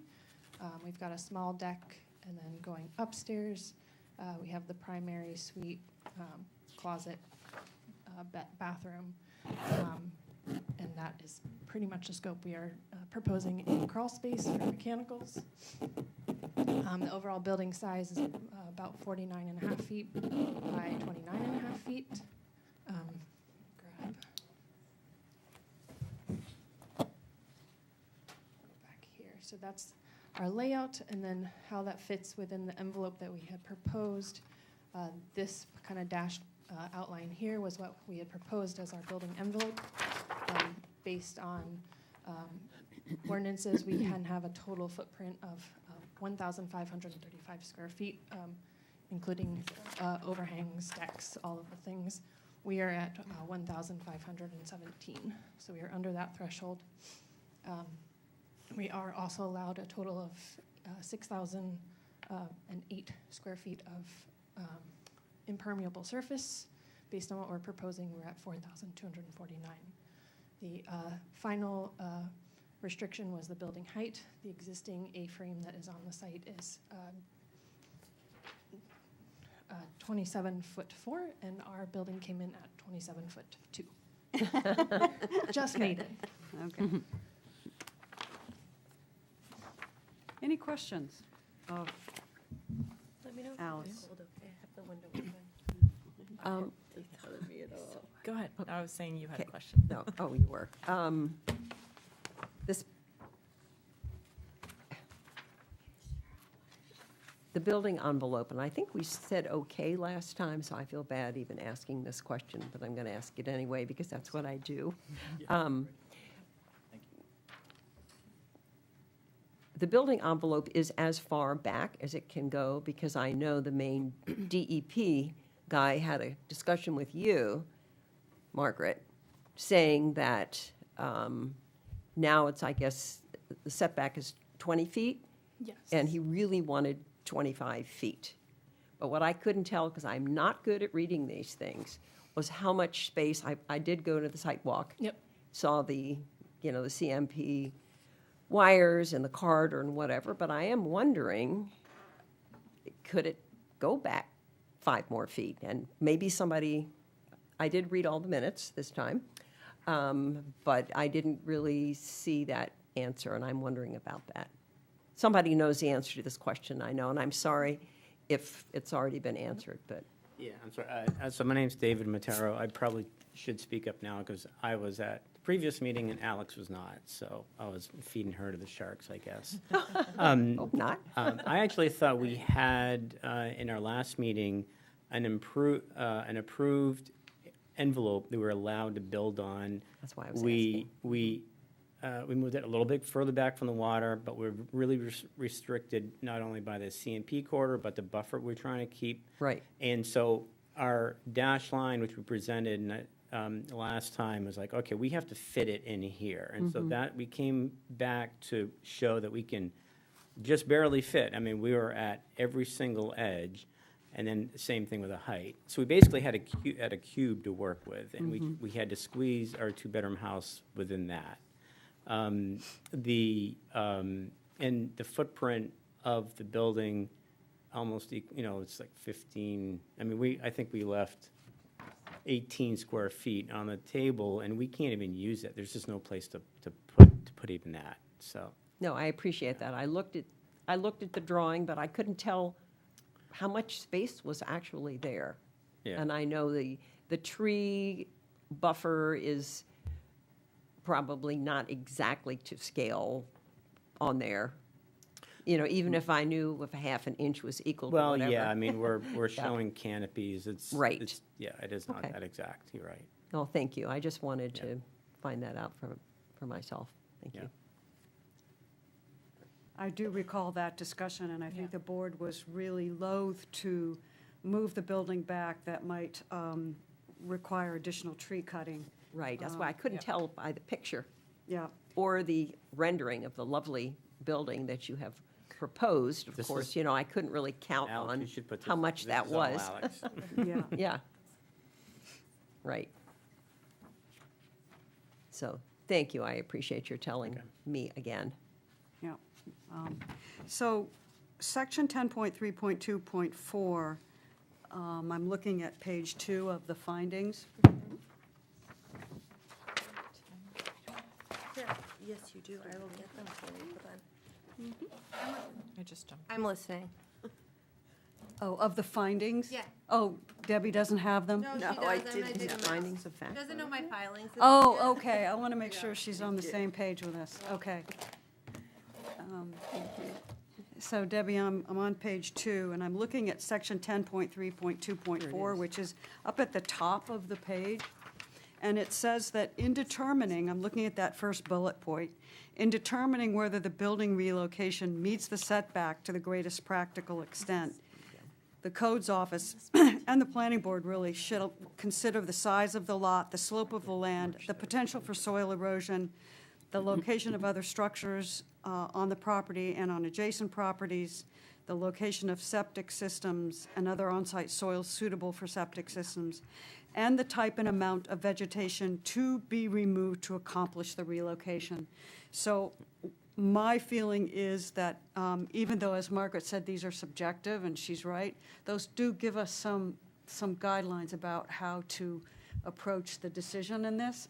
And the CMP corridor, it really creates a boundary issue, and then the trees as the buffer would have to come down if we ask them to move it back even further. So as far as I'm concerned, they've done what we asked them to do, and they've been, what's the word I'm looking for? You were not preemptive, but you really thought this through and got our input. Proactive? Proactive, thank you. In terms of getting our input before you put the drawings on paper. Yep. So are there any other questions of the applicant by the board?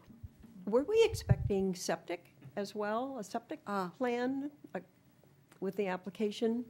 So we know septic is required, and the owner Yes, has it is. contracted Mark Sensi to do it. It's just he has not been able to get out there yet. So we're in the queue, but we don't have it, but we absolutely will have it by the time we submit for permit. Okay. So what's the protocol for that then? We can, I think the protocol is that anything that we approve has to include septic, and it has to anyway because the codes office is going to ask for it. So if we really wanted to be precise, we could say, please go away and come back when you have a septic design. I think it's two-sided, Courtney. One, it is premature to approve the location of the house without a septic design because it's more important. There's no point in putting the house there if the septic is not going to fit where they think it's going to fit.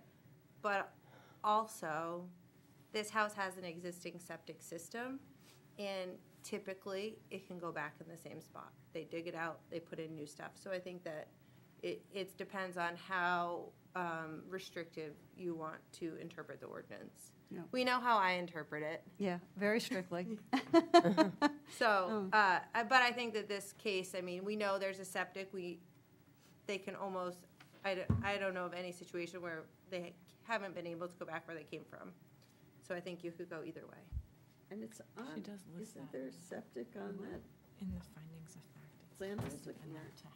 In the existing, yeah, it's indicated on the existing. no, this is So the that's new one. Yeah, This is an there's, old one. on the thing I went up to look at closely, that Yep. shows, It's yes. up and Yeah. Because you've got the No, yellow it's on on it. the map. It's up currently in this area. It's under the driveway. Right. Yeah, so she So does that have Yeah, won't I- work for long. as long as. Right, it depends on the type of septic. They do make septics that are rated to drive on. This, I don't think, is a septic that's rated to drive on. No, It goes I'm up. sure the existing is not rated to drive on, but it is where it is. We can't have a house without a septic system, so we know that. So I guess we're hoping that we can get a condition of approval to submit an acceptable septic system. Fortunately, it's only 2 bedrooms, it will be small, likely we'll be driving over it with concrete chambers. But it allows us to continue the design. We're at the mercy of the septic designer, but it would allow us to continue with the design process. And honestly, if we can't get a septic system approved, I mean, we don't have a house. So we would never get a building permit anyway.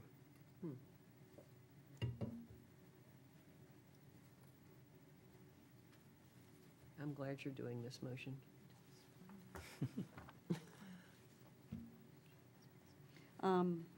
Okay. Any other questions for the applicant? All right. Would anyone like to make a motion? Okay, I move that, we're looking at findings of fact here. So that's where we are on page 2. That's our first step. Our second step will be conclusions of law. So in the first step, findings of fact, I move that the planning board finds that the proposed removal and replacement of a nonconforming dwelling on map 52, lot 128, is conforming to the greatest practical extent based on the following findings, with consideration given to the criteria in section 10.3.2, 1.1 of the shoreline zoning ordinance, which includes the size of the lot, the slope of the land, the potential for soil erosion, the location of other structures on the property, the location of septic systems and other on-site soils suitable for septic systems, and the type and amount of vegetation to be removed to accomplish the relocation. I'm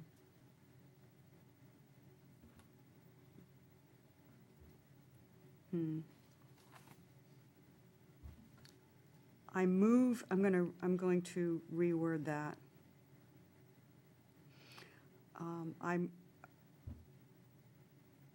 I want to take out the location of the septic system and other on-site soils and add, add that,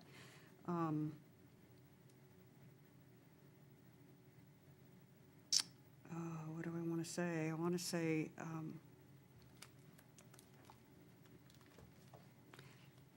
do I have to change that, Margaret? I'm not sure I have to change it, because they're going to put it in the same location.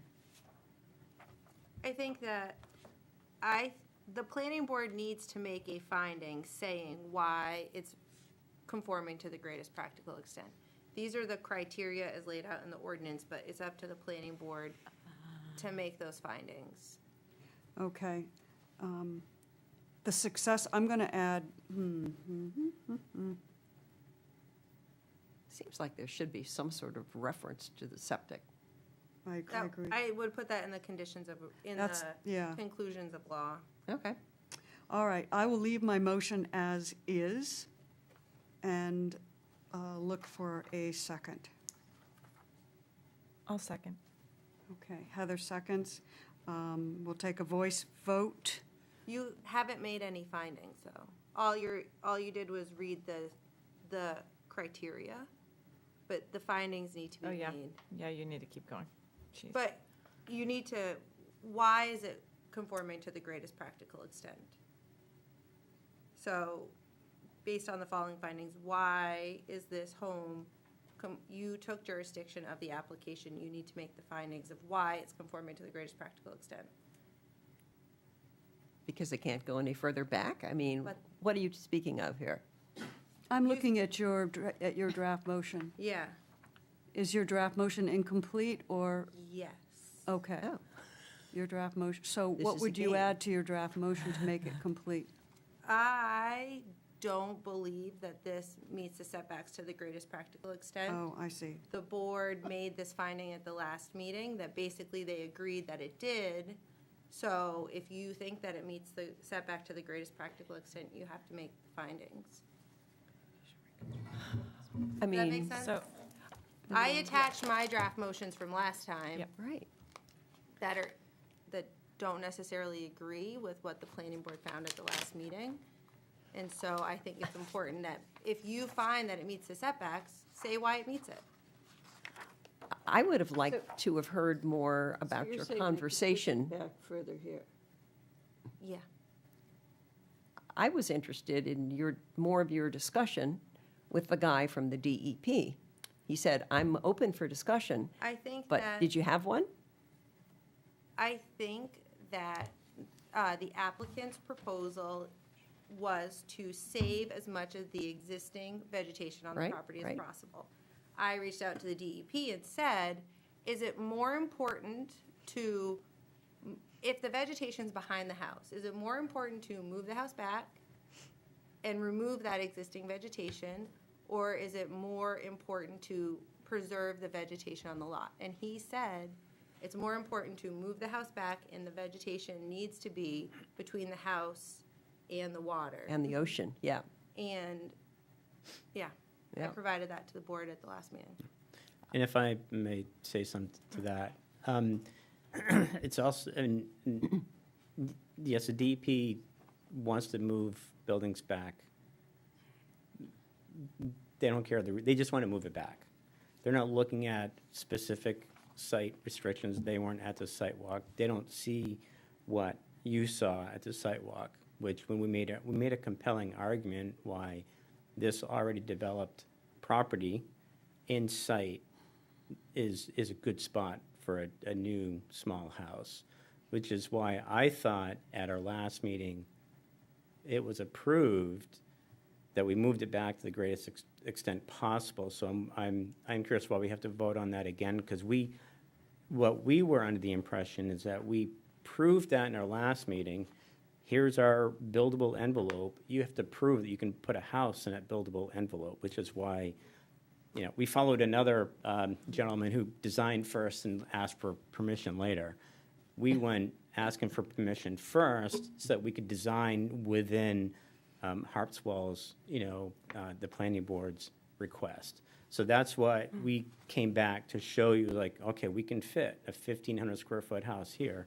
It's not easy, it's not big, but it's going to satisfy the client's needs for a new house there. How much space is there? I don't think I got my question answered. Between the building envelope and the vegetation? You mean how much is, How much? We did measure, we went there and measured, we had a survey, and we also measured the canopy and the trees. Right.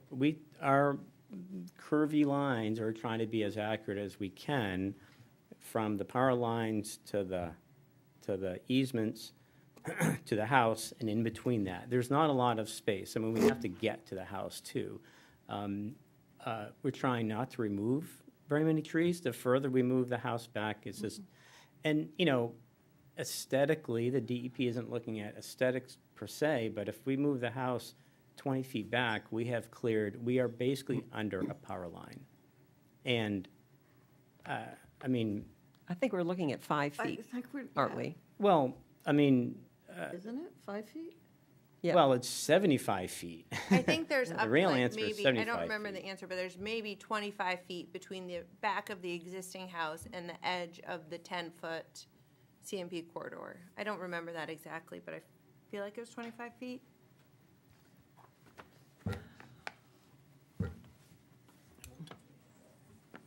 Yeah, maybe.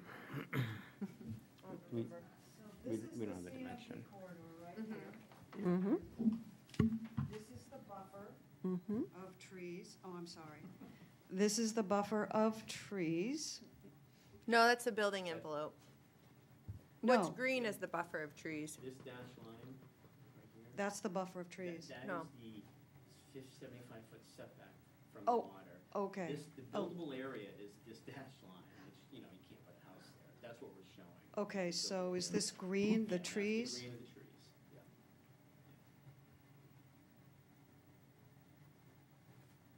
I mean, could we handle 4 feet, 9 inches? I mean, yes. We could handle 4 feet. But now we're we just want to be careful. This is important. I know it's behind the house, in terms of what DEP is looking for. But that's been there a long time, and we're trying our best not to disturb it. So the more we disturb it, the more we're just affecting the natural resource of this. Now, it's not on the water side, but it's still a natural resource. Mm-hmm. I mean, we're not thrilled at the idea of removing trees, but I have to say I'm somewhat influenced by the gentleman from DEP saying it should be at least be 25 feet from the water, and it's being moved from 14, I believe, to 20, but if you can get 5 feet there, I would do it. So I have mean, another, yeah, may go I ahead, ask go ahead. another question? Of course. So if you moved it back 5 feet, what would happen to the buffer with construction? Would the construction intrude further upon that buffer? Well, yes, I mean, a little bit. you know, the house is essentially in a it's already developed. There's a house there now, right? It's already developed. So we're trying to disturb as little land as possible. And so, and that's just another case for our argument that, you know, it's already developed. I mean, 5 feet on the earth, I guess, is this much. And you could probably make both arguments to what's the difference between 20'3" and 25 feet. It's just a number. But that's why that site walk was so important, to see, you know, existing conditions. And, I mean, I'm not going to lose a project out of 4 feet, 9 inches, but we are trying to maximize our buffer aesthetically. It's a power line. I don't know why it's there. It's unfortunate that it's there, but it bisects the entire road. I mean, everyone's property is affected by that thing. Which was underground. I want to ask my question again, and maybe I'm just confused, but my question was, if you move the building back 5 feet, when you go to construct the dwelling unit, will that construction activity intrude upon the buffer? I mean, I want to say yes for the sake of the argument, but, you know, I can't, I don't have that precise of a knowledge of exactly where every single tree is. Okay. You know. Okay. Thank you for your honesty. I just want to point out one thing Okay. that I point out every time we get a jurisdictional review, and this is like my big pet peeve. And I point out every time, so it's not just you, but people take the expansion of the 30% and combine it with the relocation, and that's really not how the ordinance is intended to be interpreted. You're meant to relocate the existing structure and then look for areas that you can expand 30%. So if I was going to if this came to me in the codes office, I would say, you gotta relocate the existing structure, and then you could probably expand it north and south.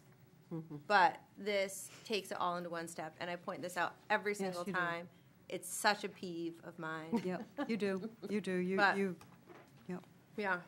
noted. I Thank you. did talk, I saw Jeff Kalinich, speaking of him just last week, this week, I'm losing track of my weeks. I just saw him, and I said, you know, this is something that comes up for me, it's a pet peeve of mine, and he volunteered that the planning board can go to shoreline zoning trainings.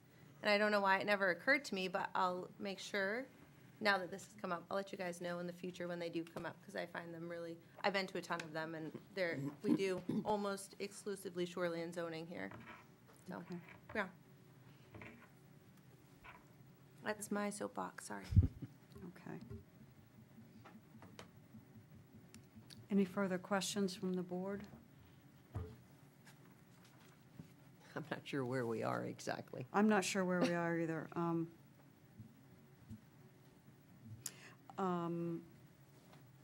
I think if we wanted to leave the proposal as it is, we have a motion to approve, and I would just add another bullet that says,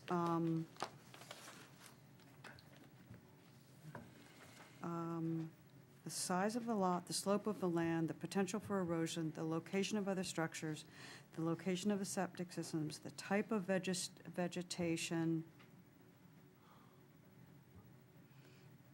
Is there another bullet point that would, if we wanted to approve these findings? I'm looking for an option for a motion to find that the proposed removal and replacement is conforming to the greatest practical extent. What would have to be added or subtracted here? You would say why it meets the setback. So based on this idea of the size of the lot, why Okay. does it meet it? The slope of the land. Okay, I got it.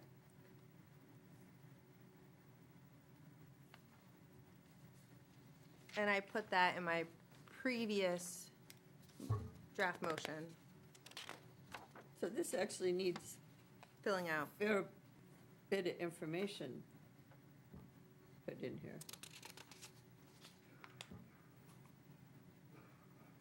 So I would say, due to the size of the lot, the location of the CMP lines, and the benefit of keeping as much of the tree, of the existing tree cover as possible.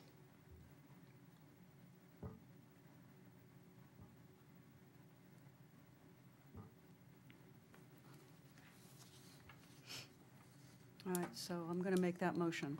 Okay. All right.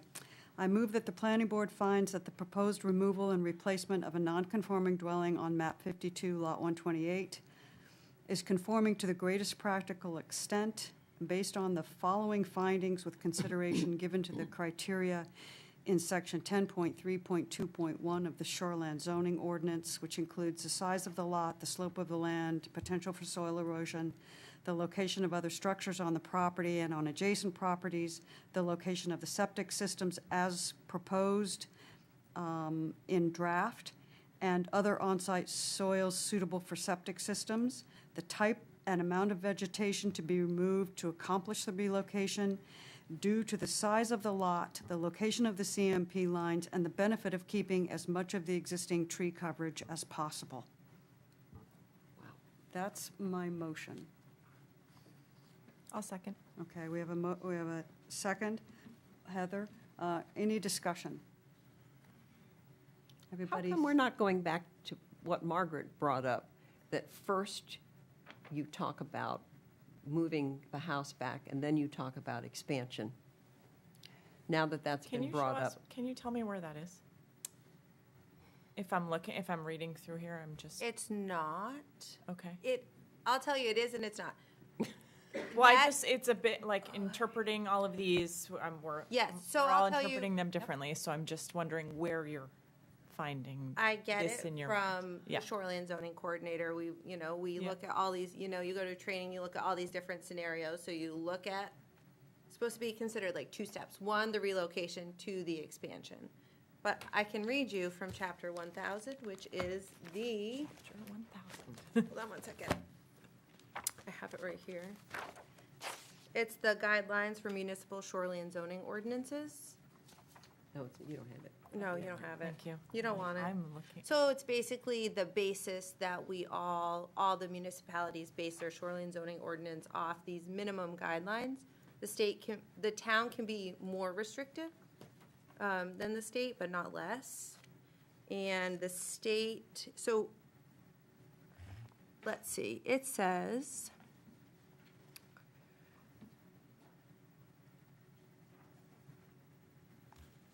hold on just a second. While she's looking, I would just point out that they're guidelines. It's not legislation. They're guidelines. The Well, it reason is, that I'm it is oh, legislation. This is just the rulemaking based on the state law. You're still looking. Yeah, one more second. That's fine. I remember talking about this Yep. in November, and so that's part of why I was not revisiting it. Just if you're asking the question, I'm sharing my, I feel like we talked about the trees and think we did. 5 feet. I know we Honestly, did. if I'd realized we had to add more findings, which is part on me, I probably would have gone back and rewatched the November meeting, which I think would have been really helpful. Okay. But I do remember us I do talking about where remember. to place the house last time. I think we've had plenty of opportunity to make this request, and Margaret made this point at our last meeting, Yeah. and we still decided to go in this direction. And I think we need to be consistent with what we're doing. That's, It says, if the reconstructed, this is in chapter 6, it's on page 6, I don't know what section it is, but it's basically the same layout as our shoreline zoning ordinance, but it says, if the reconstructed or replacement structure is less than the required setback, it shall not be any larger than the original structure except as allowed pursuant to 12C1, which is the 30% expansion, as determined by the non-conforming footprint of the reconstructed or replacement structure at its new location. So you're supposed to relocate it and then you expand. I know it's kind of jargony, but that's how I. No, but Yeah. that's technical, that's technical, and you're right. Yeah, I was just gonna say it came up a couple of Yep, different yes, it times. did. Yeah. That's Okay. why, yeah, sorry. Any further comments or questions? We have a motion on the table, it's been seconded. I'm going to call for a vote. All those in favor of the motion on the table? Heather Allen, aye. Courtney Snelling's nay. Amy Hybel, aye. Jim Babarski, aye. Debbie Forrester, I'm going to abstain from this. I haven't seen There's it. a lot of history, yeah. Yeah. Well, this is a great planning board meeting. All right, the motion passes. And we now move into conclusions of law. And I'm going to move that in light of these findings of facts, which were just approved, with consideration given to the supporting documentation in the record, the planning board reaches the following conclusions. The board finds that the application of James Ford has met the standards of the town of Harpswell's shoreline zoning ordinance, and the planning board approves of the proposed location of the replacement dwelling at 35 Laurel Shore Drive, subject to the following conditions of approval. 1, this approval is dependent upon and limited to the proposal and plans contained in the application and supporting documents submitted and affirmed to by the applicant. Any variation from the plan, proposals, and supporting documents, except de minimis changes as determined by the town planner that do not affect approval standards, is subject to the review and approval of the planning board. The applicant will obtain all necessary local, state, and federal permits and approvals prior to the start of the project, including an acceptable septic system design.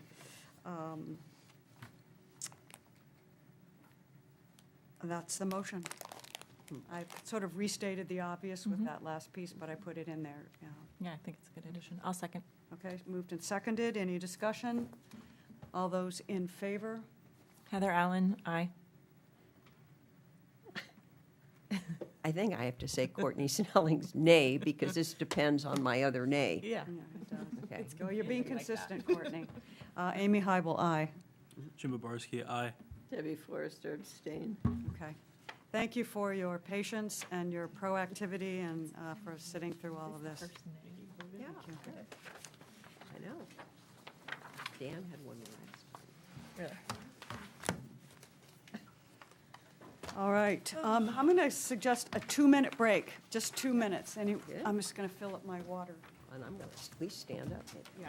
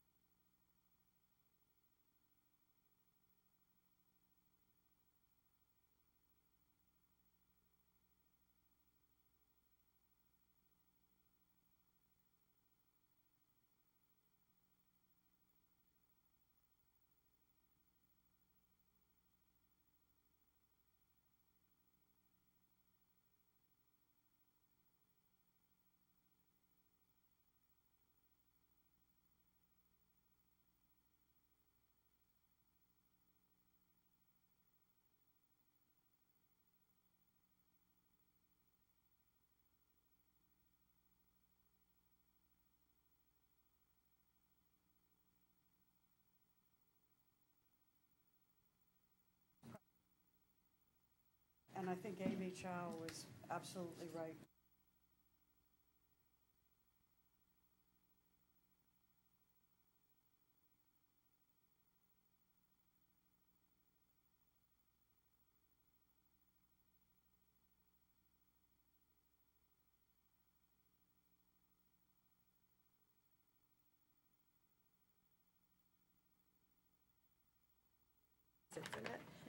So I usually put it closer than, no, Separating room.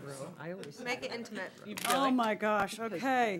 We saved the best for last, right? Yes. All right, thank you for sitting through all of this, all of you. I know.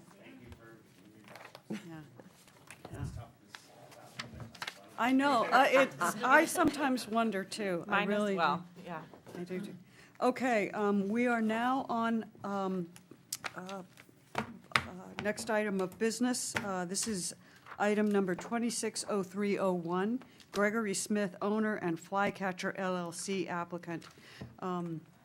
This is the consideration of an application for a new wharf in the Resource Protection District. Was not on this site walk, and so I'm going to ask Margaret or whoever was on the site walk to do a site walk report. I was also not on the sidewalk. It was Dan, wasn't it? Yeah, I was Yeah, not. okay. Oh, maybe I was on this. Left Dowdy Point Road.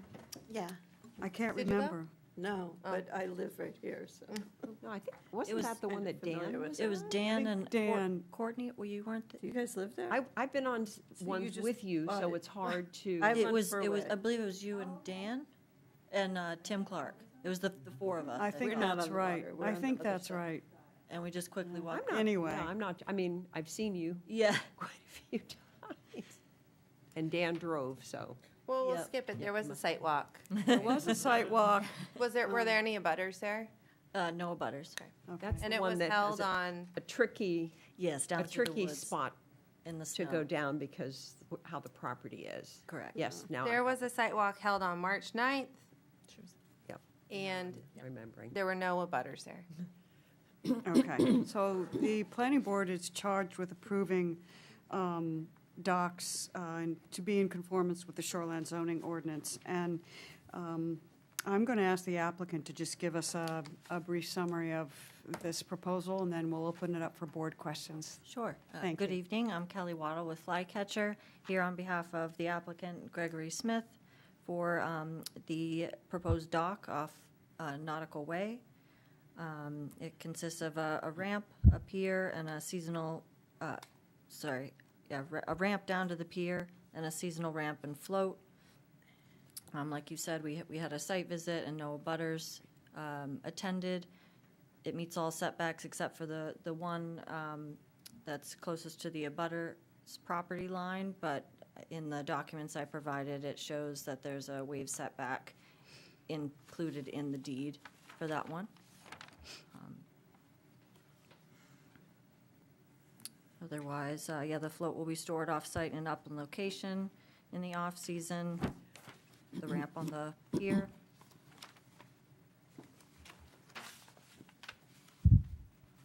Okay, I'm going to ask some questions if I can, just based on the findings. I'm looking at page 2 of the findings, and the planner has noted under item 15.3.5.3 that the standard is not met based on the following finding, that the pier appears to extend below mean low water. See page overview and section view of proposed dock. Yep, so this is kind of a unique situation. There's water shown on the plan under the fixed pier, where there's a pocket of water, but we believe the pier does not extend past that low water mark because that berm is connected to the shore at low tide. It's just kind of this pocket of water that forms at low tide, and it's not navigable waters. Okay, So we were trying to get to the navigable water mark as shown on the Okay. overview. so what I'm hearing is that you're saying it does not extend below the mean low water mark. That's correct. Okay. That's what, Margaret, have you got any comments about that? No? Do you agree or disagree? I have no idea. Okay. I figured we would talk about it when we got to the meeting, because looking at the mean low water mark, the dock goes over it. from the cross-section, Yeah. it does look like that, but it's impossible to navigate that water. So I think it's just a pocket of water that forms at low tide. Wait, isn't it like this blue line? Yeah, but it's the way that the I land, kayak there. Do you want to look, the way that the land goes, if that helps? there's Like kind of a this? sandbar in the middle, and so it like, Do you have any, are we just looking at, you don't have any, The plan sheet. yeah, any plans? Okay, so is that, or would we be looking at, what would we be looking at here? Knock yourself out.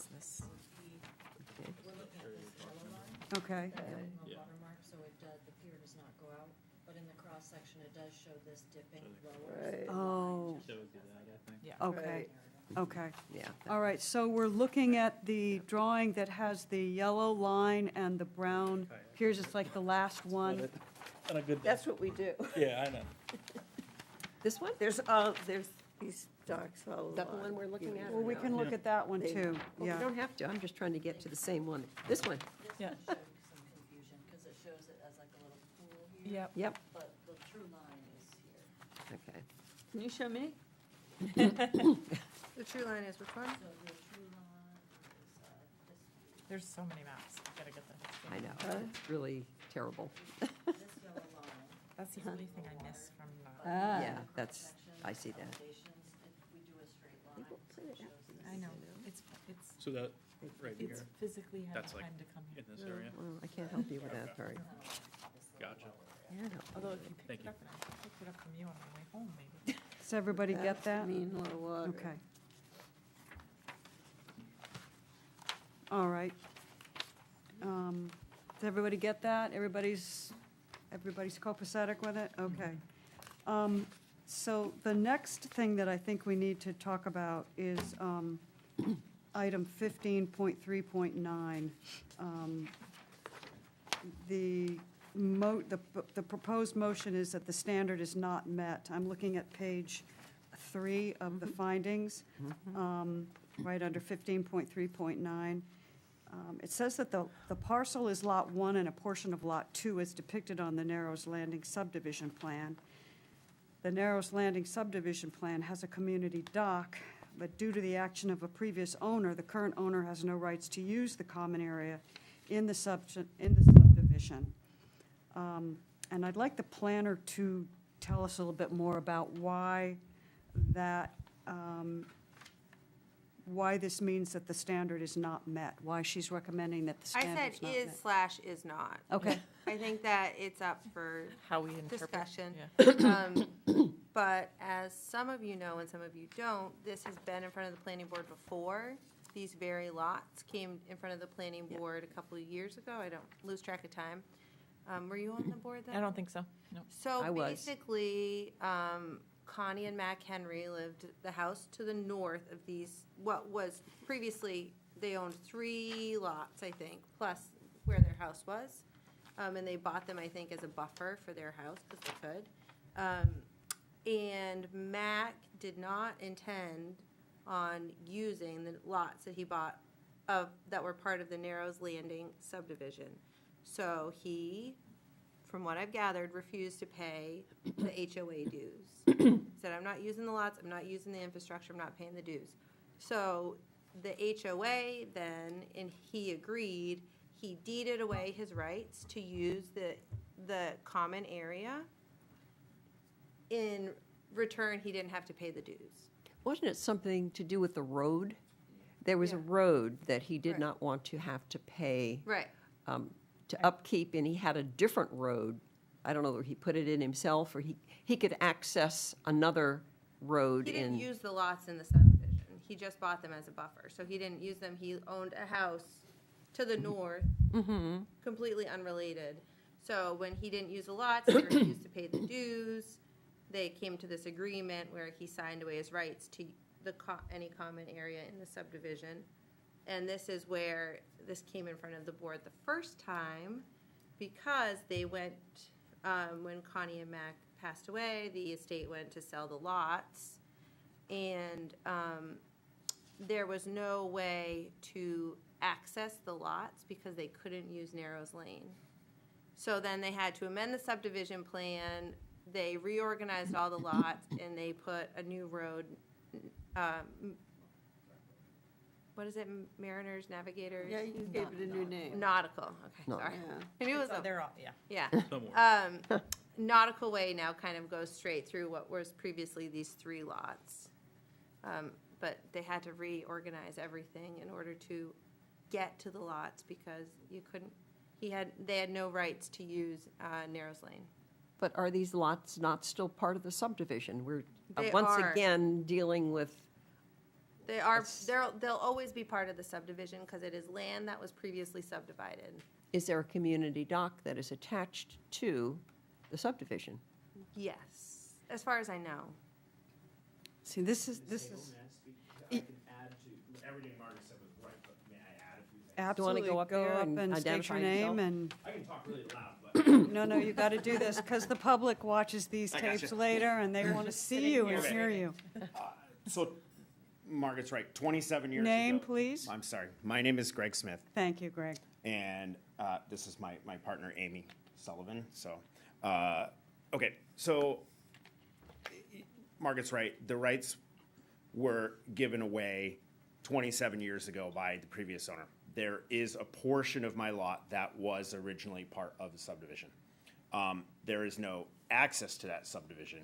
Narrows Lane does not cut into these lots, which is why we had to build a new road to access these lots. So Lot 1 and Lot 2 were eliminated and new lots were created. In fact, 2 lots were created out of 4 lots.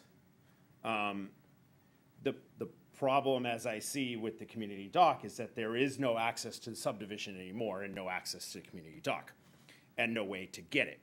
And the ordinance clearly says that you can't be permitted a dock if you are in a subdivision and have access to a community dock. Well, I don't meet that, right? So that is what the ordinance says. Part of my land, a portion of my land, was originally part of that subdivision, that is true, and that portion of the land is where the dock would go. But I don't have access to a community dock and have no way to gain access to it. I have no way to get to Narrows Lane, I have no way to get to the dock, and I have no way to use it because I don't have the rights to it. Furthermore, precedent has been set here because the original portion of Lot 2, which doesn't exist anymore, also has a dock built on it, even though that was originally part of this subdivision. So since the subdivision rights were given away, taken away, however that worked, and I did include the recorded right of rescission for the easement in these documents. So you do have the language there. That portion of Lot 2 had a dock built on it that was the Henrys, and belongs to their lot now, which would be, you can see it on the map, directly adjacent to the proposed dock, because neither one of these lots have any access to a community dock. So. Okay. Thank you. So, how long have you lived in Harpswell? So I born and raised in Maine. I moved to Harpswell last year and built this home. Okay. I ask that just for historical purposes because, as you know, probably, we have just been grappling with these dock issues. I mean, we've had at least 2 legal issues around docks in the past year. And this is another one where it feels to me like we're on kind of tricky ground. And I guess I don't feel like I have enough information about the history and what the possibilities are for using that community dock. I'm just curious. Could you get the rights back to using whatever that road is that your predecessor? Yes. So upon purchasing this lot, we introduced ourselves to the neighbors on Narrows Lane. So I built a 950-foot long driveway because I don't have rights to Narrows Lane. Trust me, I tried. It would have been much easier to become part of this association again and come in from Narrows Lane. That would have saved me probably $60,000. So I have made that attempt. We're very friendly with the neighbors. They do support us getting a dock. They do not support us becoming part of their association. Well, no, they're very. I'm not standing up here saying that anybody's a bad person. It's their choice. They can choose that. They cannot choose that. That's their choice to make. It's somebody gave these rights away, and that's how it goes. So, in addition to that, I mean, structurally, we're not part of Narrows Lane, right? There's no access to Narrows Lane. Narrows Lane goes down along the shore, and there are lots along it. And these two lots were a complete outlier to that. I mean, I can't speak to what the Henrys did. I never met them. But it is fair to say, just simply looking at the map, that these two lots are orphans. And were never really part of this subdivision. Okay, they legally were, yes. Yeah, that's the But in key. practicality. They legally are. Legally, well, the Yes. lots aren't, a portion of them. No, But the lots are not. Because the lots, you guys approved new lot lines. So the the lot lot as lines it were stands. amended, but lots 1 and 2, that land is always gonna be part of land that was previously subdivided. Yeah. Oh, Sorry. yeah, I guess it's splitting hairs a little bit, Subdivided, but not part of the Yeah. subdivision currently? Part of the Or subdivision. part of the subdivision Yeah, currently? yeah. Yes, if you look at a subdivision plan, that land is gonna be on it forever. Just we've amended but those the lot lines don't exist anymore. Right, yeah, the lot lines have been amended. Lots 1 and 2 are not Yeah, I the remember same. that. Well, lot 2 doesn't exist anymore. The lot lines have been amended, yeah. 4 lots were made into 2. Okay, so we Yeah, don't I have. remember this. We don't have these lots in front of us, so we don't, do we have them here? Mm-hmm. Narrows Lane. I can't Yeah. really read this. I can't read this. Now it's all this. Yeah, so Okay, it's this? So it used to be this. Is it this? I can't 1, read it. 2, Yeah, is it this piece right here? Then Yes. they I can't read split it this. I just, into 1 and 2. my eyes are shot. then they split it into this, and This looks like, this, Oh, and this went up here. That got combined. As he So exited there's the this lot and this lot now, that got absorbed by that lot. okay. Because that's how So- they got access off Doughty Point, because they couldn't use this road to get into these 2 lots. Because the previous person. Because of the had- actions of the Okay. previous owner. Okay, Half of I get lots. it. Let's have a discussion amongst the board itself, and You may take whatever you desire. so that we're all on the same page. Debbie, do you understand? Do you Yeah, have something? She just showed me how this was original and changed. Okay.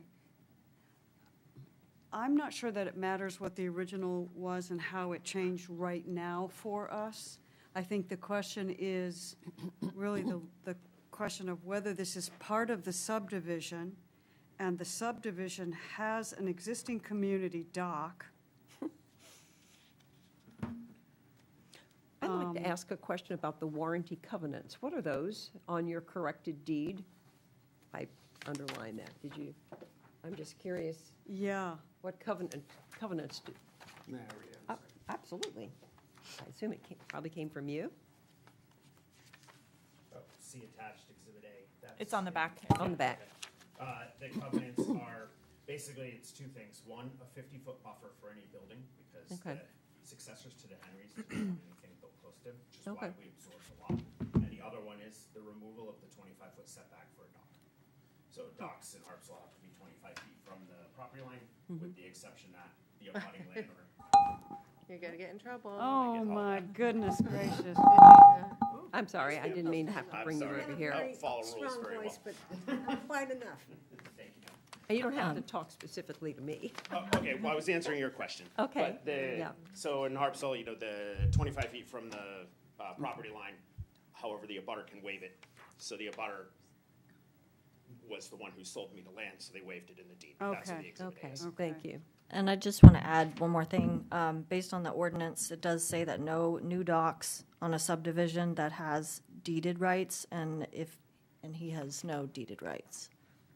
That's So, why I wondered based what on the about the ordinance warranty. language. That's exactly why I was wondering Yeah. about the warranty covenants, because I didn't know what they were. I didn't realize that Exhibit A referred to them. Thank you. Okay. It's the language of the ordinance that I think might be pertinent here. Yeah. Okay. Oh, there is this. Margaret, what's your take on this? If we approve this, are we opening up ourselves to someone who shall remain unnamed coming to the town and saying that we have done one thing for one person and another thing for another? Under the same conditions? I think that this is a really unique circumstance. They're always really unique always- circumstances. Everything we do. Yeah. That's why we have Yeah. an ordinance.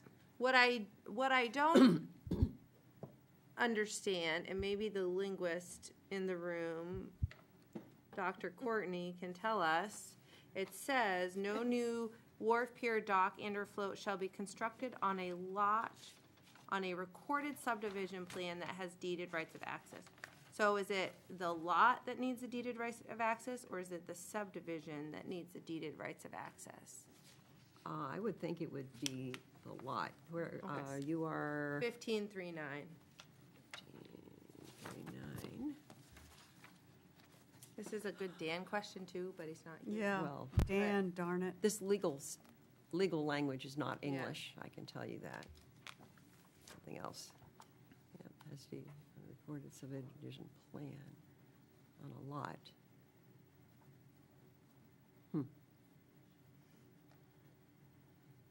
Is it the wharf that needs the deeded right of access, or is it the subdivision that needs the deeded rights of access? I don't know. But I see say how it that could be This lot read. clearly does not have deeded rights to the community dock. Yeah, that does seem pretty clear. I think it has to do with the lot, not the subdivision. I think that's what the phrase refers to. Okay. What I would think. It doesn't really make sense if it would be the subdivision to me. Like, why would then anybody want to build a lot that they don't, build a wharf that they don't have access to? Oy, okay, are there any other questions that the board has of the applicant or the applicant's representative? I think it's clear that it's clear to me at least, that this language is really easy to circumvent if you wanted to. There's a lot of squishiness to it, and it only applies to really specific scenarios. Is that me? That's you. Yeah. And I think that when we talked about this last year, with High Head, and I wanted to amend this ordinance last year. But how do we strengthen this to make it more clear? Because I don't think it is super clear. I think the intent is clear, but I don't think the standards are clear. Okay. All right. Well, apparently this particular lot, although part of it, or the land is apparently still part of the subdivision, you have no access to the dock. There's no access to the dock, and the town doesn't have the authority to require that the subdivision amend its its previous action to eliminate access. We don't have that authority. That's just the way it stands right now. So I think that even though we would really like to see you be able to use that community dock, I don't think we have the authority to deny this application based on the fact that he has access, because he doesn't. Yeah, they weren't very welcoming, I have to say. There's some very bad blood there that has nothing to do with us. Right, that's what So I'm thinking, we've so. formed good relationship with them, but there's no way to overcome what happened in the past. And I'm understanding of that. I mean, You gotta use a microphone, man. She's ready Yeah, to, you she's really ready to do. come out. I do remember that site walk, actually, when the lot lines were Yeah. changed. I remember that. Yeah, it's actually been in front of the board twice, because they moved the lot lines once, realized that they needed to move it over a couple, like 6 more feet or something, and they came back. So, yeah, I was just speaking to the, the condition with the neighbors. It really does have nothing to do with us, but, we had to build a road to access the lot because we couldn't use Narrows Lane. We have to build an expensive dock because we can't use their community dock. I mean, it's unfortunate. I knew those things when, Margaret and I have been talking about this land for a year as I built my home there. I did know these things. Yes, it would be nice to use the community dock, but it's not a possibility. And that's just the way it is. I can't go back 27 years and make up for what somebody else did. Did you say that the Henrys had built a dock? The You said- Henrys have built a dock on their property, which was the portion where the dock is built is also on what was subdivision. Was, what but is they're still dead, subdivision right? land. They have passed away and they sold their house just months ago, yes. Connie just passed away last fall. So did they have access to the community dock? No, they did not. That's why they built their own Because dock. they also lost rights to the community dock when it was written away this 27 years ago. Okay, plus their house lot was not part of the subdivision. okay. It wasn't, but where they built the dock was. Yeah, I can't So comment they- on that. Yeah. I'm. This is, yeah. this They had is, access it's too to late Moose for Alley? this. Yeah. That's all I can say. Yeah, their Um, house is off Moose Alley. I have a question for the board. Does the board want to take action on this tonight? See, their house is right here. I want to What- take a poll. Okay, what would we be doing Do you want to take? differently if we didn't take action tonight? We wouldn't take action because of what? We would ask Just Margaret to go back and do some more research on this, and that's the only thing that comes to my mind, is to answer any questions that haven't been answered for us. Because I we either mean- have to take action on it tonight, or we have to table it. We have to do one of the two. So I'm asking, does the board want to take action on this tonight? I don't really have any other questions at this time, so Okay. that's a. I don't have any question, I'm just wondering what we would be asking Margaret to research. What kind of questions would there be? It's obvious that there's no access. My question would be that Margaret somehow explains in the findings a little bit more clearly that this property does not have rights to the community dock. That's the only thing I can think of. Well, it says, due to the actions of a previous owner, the She current does. owner has no rights, and there's, for reference, see book 490, that's gonna be the Yep, page 28. Yep. So that's gonna be the only documentation about it. that is true. Okay, so I'm gonna make a motion, because I sense that, are you folks ready to take action? Yeah. Okay. All right. So the first item that we look at is findings of fact and the conformance with the shoreline zoning ordinance standards. I'm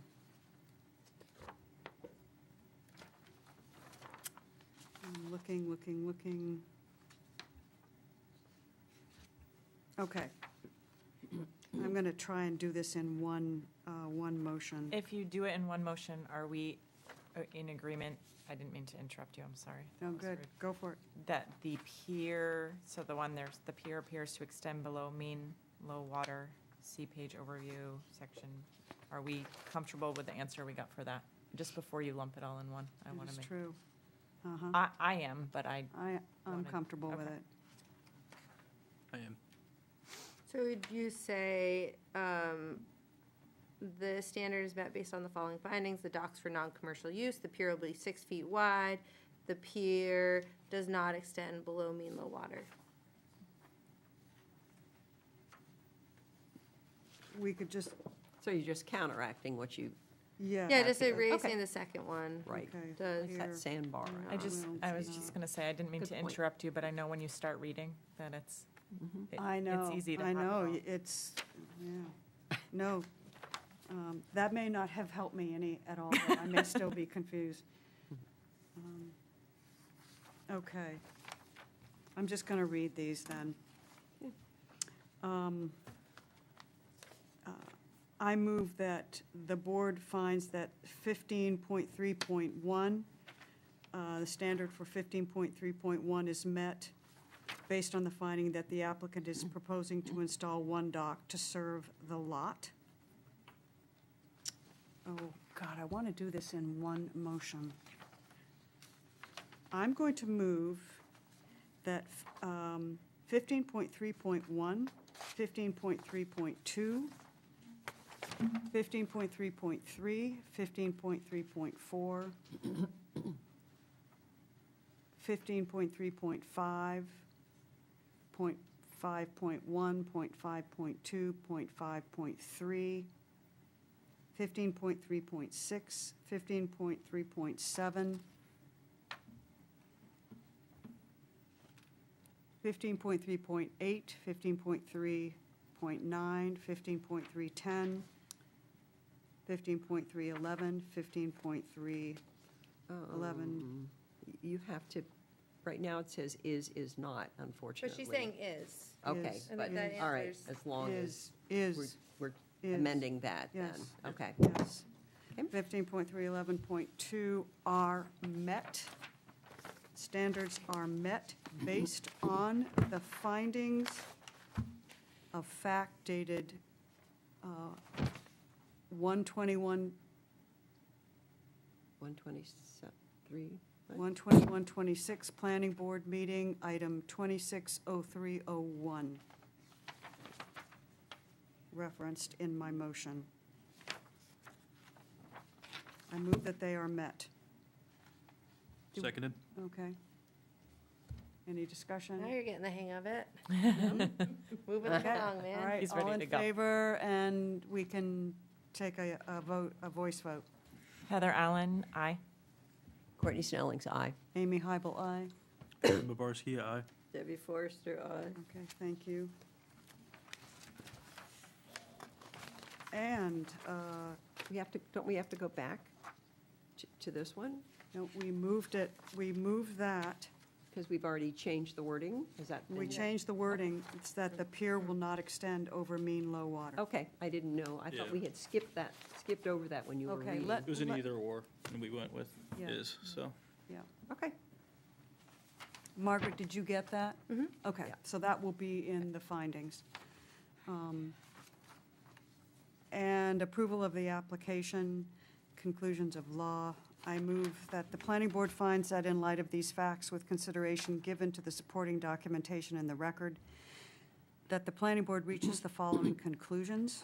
The board finds that the applicant, Gregory Smith, has met the standards of the Town of Harpswell Shoreland zoning ordinance for the installation of a seasonal dock in the RP district. The planning board approves the application, subject to the following conditions of approval.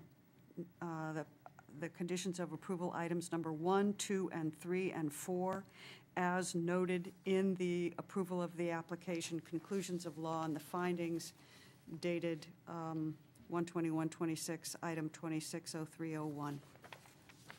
Is there a second to that motion? I'll second. That was Okay. bad. Any discussion? All those in favor? Heather Allen, aye. Courtney Snelling's aye. Amy Hybel, aye. Jim Babarski, aye.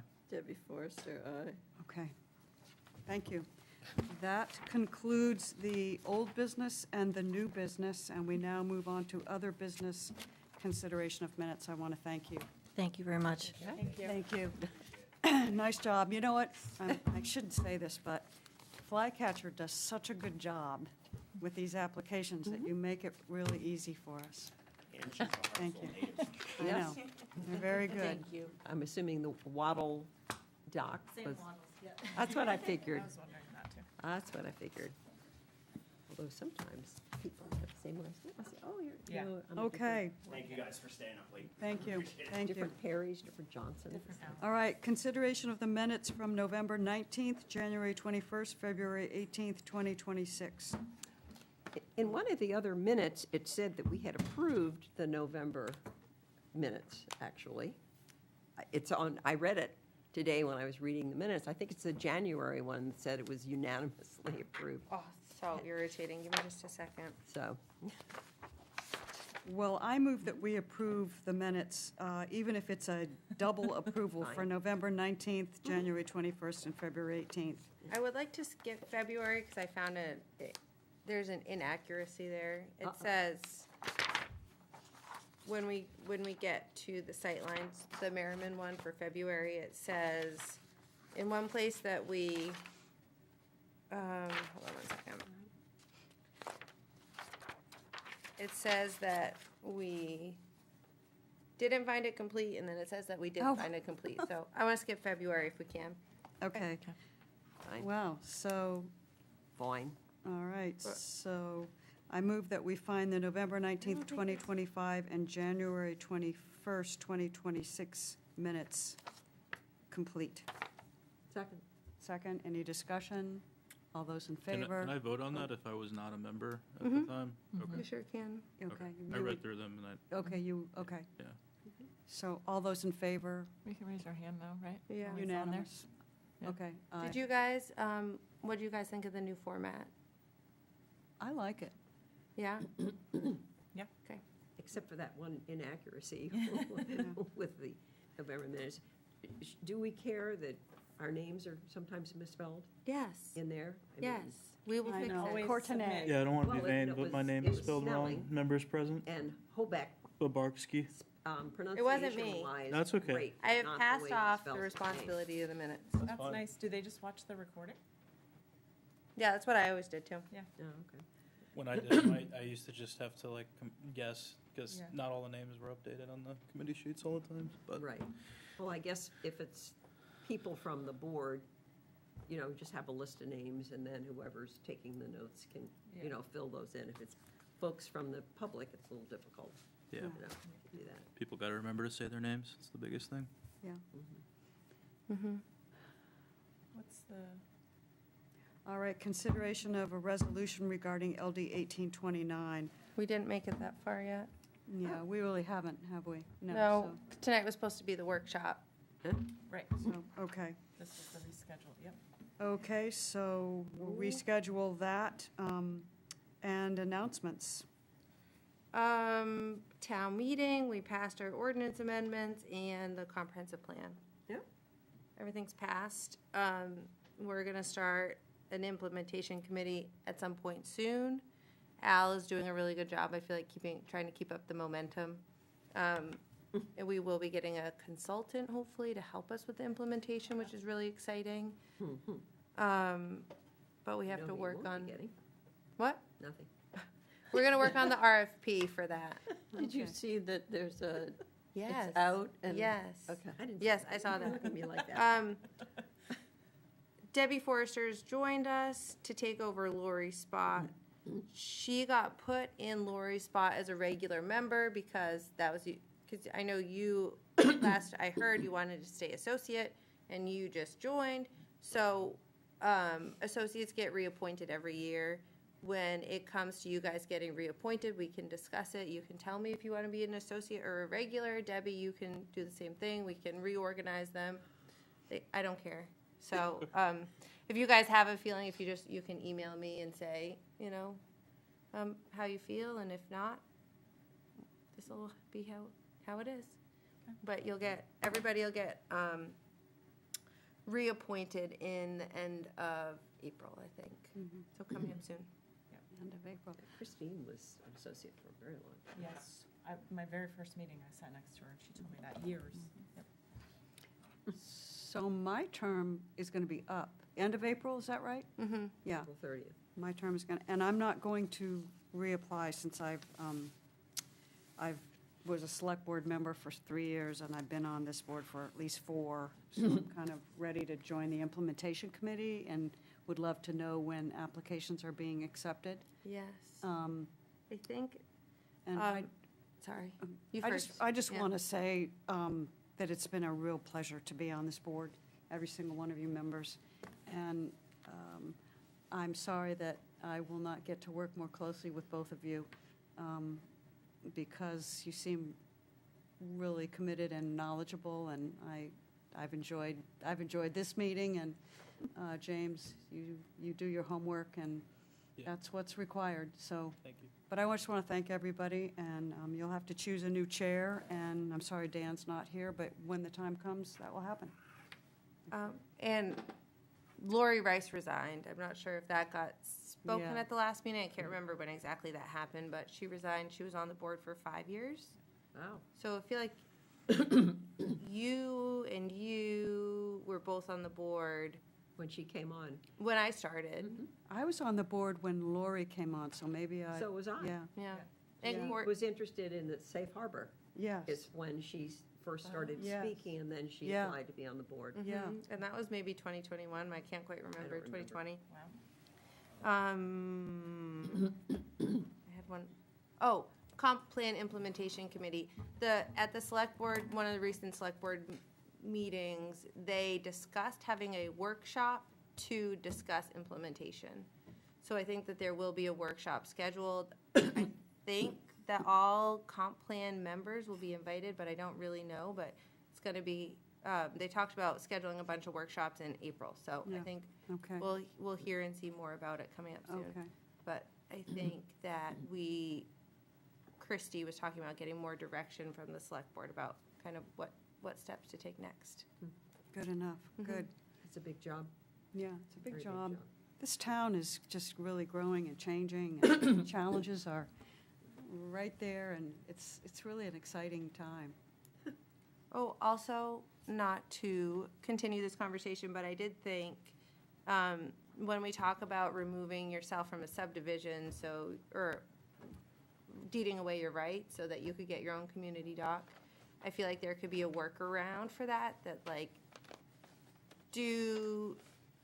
not due to the action of the existing or previous owners, something like that. Oh, yeah. It's a language that is used a lot in Board of Appeals, like, the conditions aren't due to an action of the current or previous owner. That's a good point. Yeah. Get Yeah. yourself kicked out so you can get a dock? Yeah. Yeah. Yeah, that's true. Get yourself kicked out. Well, Yeah. or I mean, kick yourself, Yeah. Yeah. it's a sticky wicket, as they say. But that's Board of Appeals language, and I feel like it would totally apply in this Yeah, That scenario. makes sense. yeah, Yeah. that's good. Yeah, the clearer things are, the better, I think. I mean, I know we get the tricky things, definitely, but clear language would be helpful, I Yeah. think. That language is really hard. Yeah, yeah. All right, well, this meeting is adjourned. We can sit around and chew the fat if we want. Way past minute. Thank you.